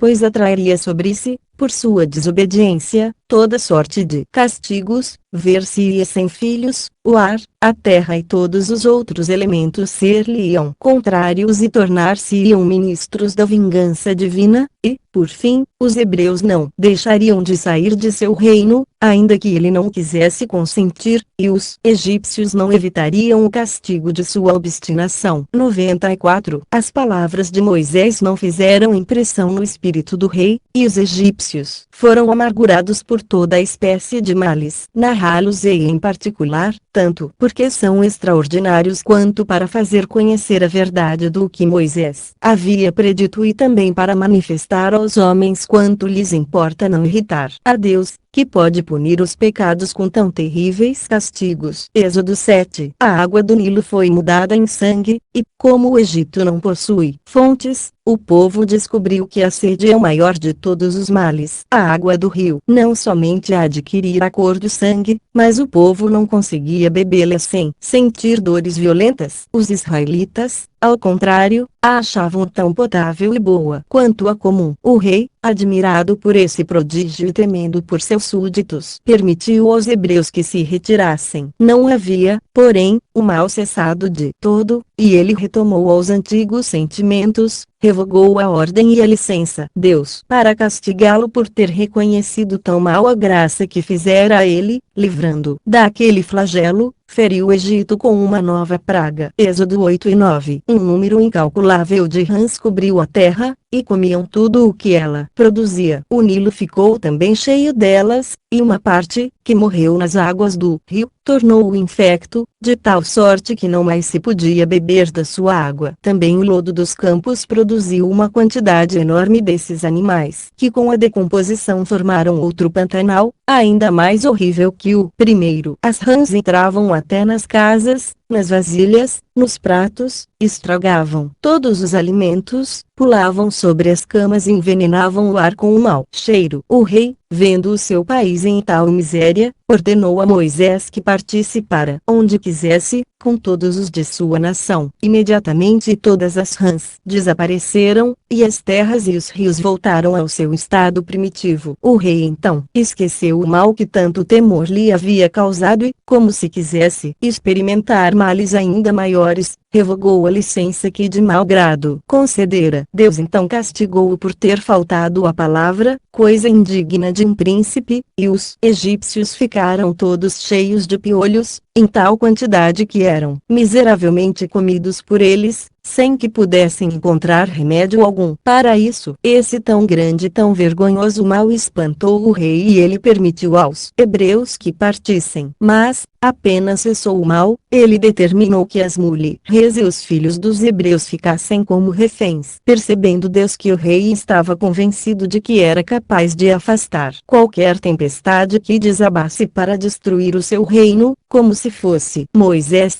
e não ele, quem castigava ele ao seu povo por causa da cruel perseguição movida contra os hebreus, enviou sobre o Egito uma imensa multidão de diversas espécies de pequenos animais, até então desconhecidos. A terra ficou totalmente coberta deles, e era impossível cultivá-la. Muitas pessoas vieram a morrer. As que sobreviviam eram contaminadas pelo veneno deles, que causava outros tantos males, doenças e até mesmo a morte. Mas nem isso foi suficiente para levar o rei a uma inteira obediência à vontade de Deus. Ele contentou-se em permitir às mulheres que fossem com os maridos, ordenando que os filhos ficassem. A grande obstinação desse príncipe em resistir às ordens de Deus atraiu sobre os seus súditos, por causa dele, outros males ainda maiores que os precedentes. Todos foram cobertos de chagas e úlceras, e muitos morreram miseravelmente. Tão terrível flagelo, porém, não foi capaz de tocar o coração de Faraó, e Deus feriu o Egito com uma praga de que nunca se havia falado. Fez cair uma chuva de granizo tão forte e espessa e de tamanho tão grande que nunca se vira semelhante, nem mesmo nos países que a isso estão sujeitos, e estava-se, no entanto, muito antes da primavera. A chuva estragou todos os frutos. Depois veio uma nuvem de gafanhotos, que destruiu o que restava, de sorte evidente que os egípcios perderam qualquer esperança de obter alguma colheita. Se o rei tivesse apenas falta de inteligência, não teriam tantos males juntos feito com que caísse em si mesmo, para dar-lhe remédio. Mas bem que ele lhes compreendeu o motivo, e a sua malícia foi tão grande que continuou a se opor à vontade de Deus, como se lhe pudesse resistir, e nem mesmo a consideração de salvar o seu próprio povo, que ele via perecer diante de seus olhos, foi capaz de contê-lo. Assim, ele contentou-se em permitir a Moisés levar os israelitas com as suas esposas e filhos, mas com a condição de deixarem todos os seus bens aos egípcios, para compensar as perdas que haviam sofrido. Moisés fez-lhe ver que aquela proposta não era justa, pois seria pôr os hebreus na impossibilidade de oferecer sacrifícios. Êxodo 10, 11 e 12. Enquanto o tempo se passava nessas altercações, os egípcios foram envolvidos por trevas espessas, e, não tendo a menor claridade para se guiar, muitos pereceram de diversas maneiras, enquanto outros temiam semelhante infelicidade. As trevas duraram 3 dias e 3 noites, sem que Faraó se decidisse deixar sair os israelitas. Depois que elas se dissiparam, Moisés foi ter com ele e disse-lhe: Até quando, Majestade, resistireis à vontade de Deus? Ele vos ordena que deixeis sair os hebreus, e não tendes outro meio de vos livrardes de tantos flagelos que vos atormentam. O rei, fora de si pela cólera, ameaçou mandar cortar-lhe a cabeça se ousasse continuar a falar ao rei daquele modo. Moisés então respondeu que, de fato, não lhe falaria novamente. Estava certo de que o próprio rei e os principais de seu reino lhe pediriam que se retirasse com os israelitas. Deus, irritado pela resistência de Faraó, decidiu ferir os egípcios com mais uma praga, que certamente os obrigaria a deixar sair o povo. Ele determinou que Moisés preparasse os israelitas para oferecer-lhe um sacrifício no 13º dia do mês que os egípcios chamam Farmute, os hebreus, Nisan, e os macedônios, Xântico, e que se conservassem prontos para a partida e levassem consigo todos os bens que possuíam. Moisés obedeceu e reuniu-os, distribuindo-os por grupos e companhias. Ao raiar do 14º dia, como Deus havia marcado, começaram a oferecer o sacrifício, purificaram as suas casas, lançando-lhe sangue com um ramalhete de sopo, e depois de terem ceado queimaram tudo o que havia restado do alimento, estando prontos para partir. Nós observamos ainda esse costume e damos à festa o nome de Páscoa, isto é,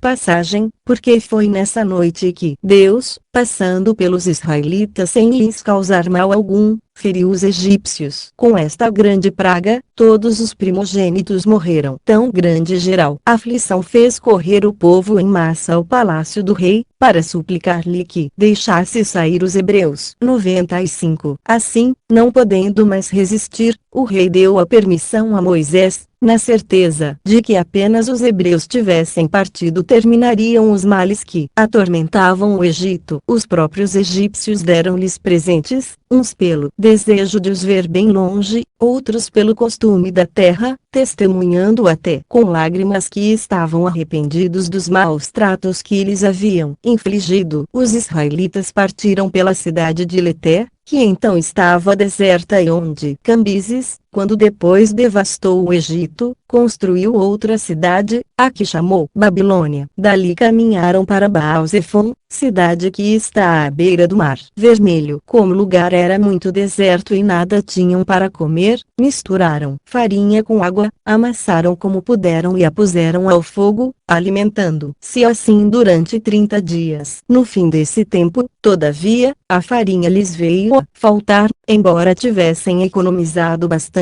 É em memória dessa necessidade pela qual passaram que celebramos ainda hoje, durante 8 dias, uma festa que chamamos dos Asmos, isto é, de pão sem fermento. A multidão do povo podia se dizer inumerável, pois além das mulheres e das crianças, havia 600.000 homens capazes de pegarem armas. Capítulo 6. Os egípcios perseguem os israelitas com um numeroso exército. Os hebreus alcançam as margens do Mar Vermelho. Moisés implora, nesse perigo, o auxílio de Deus. 96. Êxodo 12. Os israelitas saíram do Egito no mês Xântico, ou Nisan, a dias 15 da lua, 430 anos após Abraão, nosso pai, ter vindo à terra de Canaã e 215 anos depois que Jacó ter chegado ao Egito. Moisés tinha então 80 anos, e Arão, seu irmão, 83. Eles levaram consigo os ossos de José,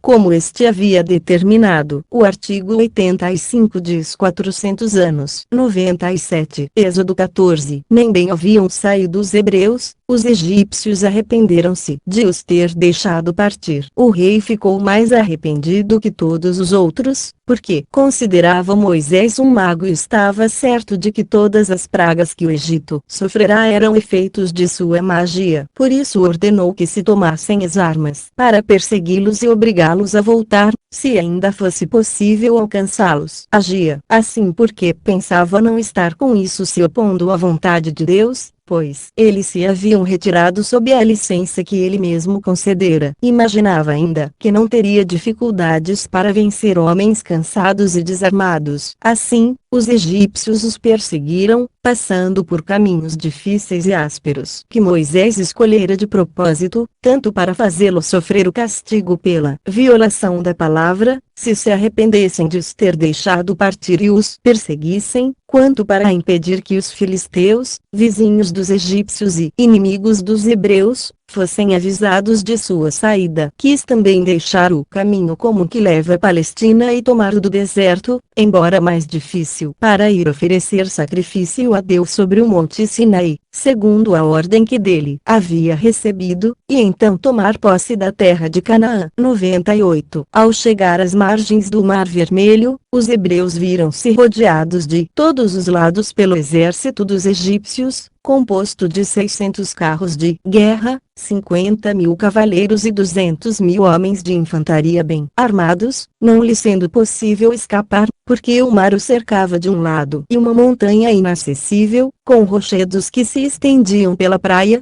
de outro. Eles tampouco podiam combater, porque não tinham armas, nem resistir a um cerco, porque haviam consumido todos os víveres. Assim, nada mais lhes restava para salvar a vida senão entregar-se nas mãos dos inimigos. Esse tão grave perigo fê-los esquecer os muitos prodígios que Deus fizera para colocá-los em liberdade. Acusaram Moisés pela sua infelicidade, e a sua incredulidade cresceu tanto que, quando ele os quis certificar da proteção de Deus, tentaram apedrejar-lhe e voltar voluntariamente à antiga escravidão. Isso porque, além da própria incerteza, os homens estavam atônitos com os gritos e lágrimas de suas mulheres e filhos, e a dor de se encontrar em tal extremo levava-os ao desespero. 99. Moisés, sem se admirar de ver a grande multidão acirrada contra ele, permaneceu firme no propósito de levar a cabo a sua incumbência. Não podia conceber que Deus, após ter realizado tantos milagres para lhes dar a liberdade, fosse permitir que morressem ou que voltassem a cair nas mãos dos inimigos. E,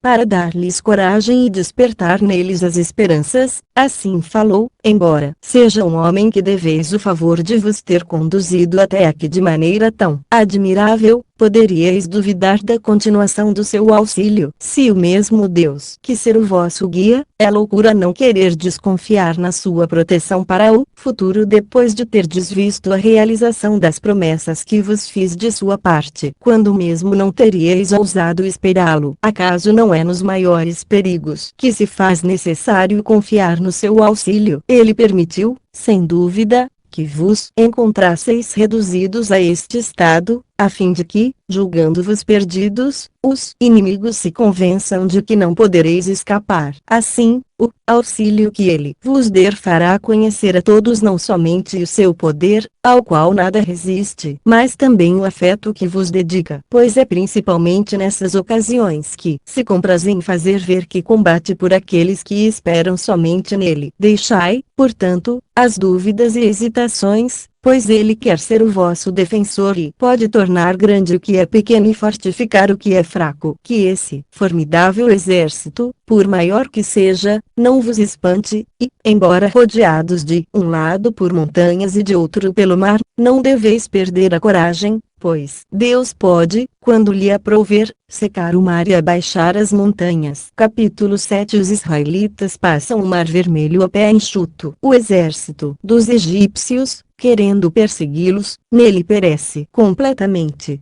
Depois de assim falar, Moisés conduziu os israelitas pelo mar à vista dos egípcios, que, por estarem cansados da viagem, haviam adiado o combate para o dia seguinte. Quando chegou à beira do mar, tendo na mão a vara com a qual fizera tantos milagres, implorou o socorro de Deus e fez esta ardentíssima oração: Vós vedes, Senhor, que é humanamente impossível, quer pela força, quer pela astúcia, escapar de um perigo tão grande como este em que agora nos encontramos. Somente vós podereis salvar este povo, que saiu do Egito apenas para vos obedecer. A nossa única esperança está em vosso auxílio. Somente vós podeis ser o nosso refúgio em tão extrema conjuntura, e podeis, se quiserdes, defender-nos contra o furor dos egípcios. Apressai-vos, pois, Deus Todo-Poderoso, em estender o vosso braço em nosso favor e erguei o ânimo e a esperança de vosso povo, que se encontra em desalento e desespero. Este mar e estes rochedos que nos cercam e se opõem à nossa passagem são obra de vossas mãos. Ordenai, apenas, Senhor, e obedecerão a vossa ordem, e podeis, até mesmo, se quiserdes, fazer-nos voar pelos ares. Esse admirável guia do povo de Deus, depois de encerrar a sua oração, tocou o mar com a sua maravilhosa vara, e no mesmo instante este se dividiu, para deixar os hebreus passar livremente, atravessando a pé enxuto, como se estivessem andando em terra firme. Moisés, ao ver essa manifestação do auxílio divino, entrou por primeiro no espaço aberto e ordenou aos israelitas que o seguissem por aquele caminho que o Todo-Poderoso, contra a ordem da natureza, lhes providenciara e que a ele rendessem graças tanto mais fervorosas quanto podia passar por incrível meio de que se servia para livrá-los. Os hebreus, não podendo mais, no momento, duvidar da assistência de Deus, tão visível, apressaram-se em seguir Moisés. Os egípcios, ao contrário, julgaram primeiro que o medo lhes havia perturbado a inteligência, levando-os a se precipitar daquele modo num perigo tão evidente e numa morte inevitável. Mas, quando os viram avançar sem obstáculo algum e que nenhum mal lhes sucedia, perseguiram-nos com ardor, na certeza de que um caminho tão estranho não seria menos seguro para eles do que para aqueles que nele viam andar sem nenhum temor. A cavalaria entrou por primeiro, seguiu a todo o resto do exército, e, como haviam empregado muito tempo para se preparar e tomar as armas, os israelitas chegaram ao outro lado do mar antes de serem alcançados. Isso deu aos egípcios a inteira certeza de que também chegariam em segurança. Mas estavam enganados, pois não sabiam que Deus havia preparado aquele caminho somente para o seu povo, e não para os perseguidores. Assim, depois de todos os egípcios haverem entrado no espaço aberto entre as águas do mar, estas reuniram-se num instante e os sepultaram todos, envolvendo-os em suas ondas. O vento juntou-se às vagas para aumentar a tempestade, grande chuva caiu dos céus. Os relâmpagos misturaram-se com o ribombo do trovão, os raios seguiam-se aos trovões e, para que não faltasse nenhum sinal dos mais severos castigos de Deus, na sua justa cólera para punir os homens, uma noite sombria e tenebrosa cobriu a superfície do mar, de modo que de todo esse exército tão temível não restou um único homem que pudesse levar ao Egito a notícia da horrível catástrofe. 101. Ninguém poderia calcular a alegria dos israelitas, por se verem salvos, contra toda a esperança, pelo poderoso auxílio de Deus, e por terem garantido a liberdade depois da morte inesperada daqueles que pretendiam submetê-los à nova escravidão. Passaram toda a noite em agradecimentos, e Moisés compôs um cântico para dar a Deus graças infinitas por um favor tão marcante. Narrei aqui tudo em particular, segundo o que encontrei escrito nos livros santos. Ninguém deve considerar como coisa impossível que homens que viviam na inocência e na simplicidade desses primeiros tempos tivessem encontrado, para se salvar, uma passagem no mar, quer se tenha ela aberto por si mesma, quer tenha acontecido pela vontade de Deus, pois a mesma coisa aconteceu algum tempo depois aos macedônios, quando passaram o mar da Panfilha, sob o comando de Alexandre, e quando Deus se quis servir dessa nação para destruir o império dos persas, como narram os historiadores que escreveram a vida desse príncipe. Deixo, no entanto, a cada qual que julgue como quiser. 102. No dia seguinte a essa memorável jornada, os ventos e as ondas impeliram as armas dos egípcios para a praia onde os israelitas estavam acampados. Moisés atribuiu o fato a uma ação particular de Deus, que assim lhes dava a ocasião de se armar. Distribuiu-lhes todas as armas e, para obedecer à ordem de Deus, levou-os para o monte Sinaí, a fim de oferecer a ele um sacrifício presentes, como sinal de gratidão pela milagrosa salvação que lhes concedera.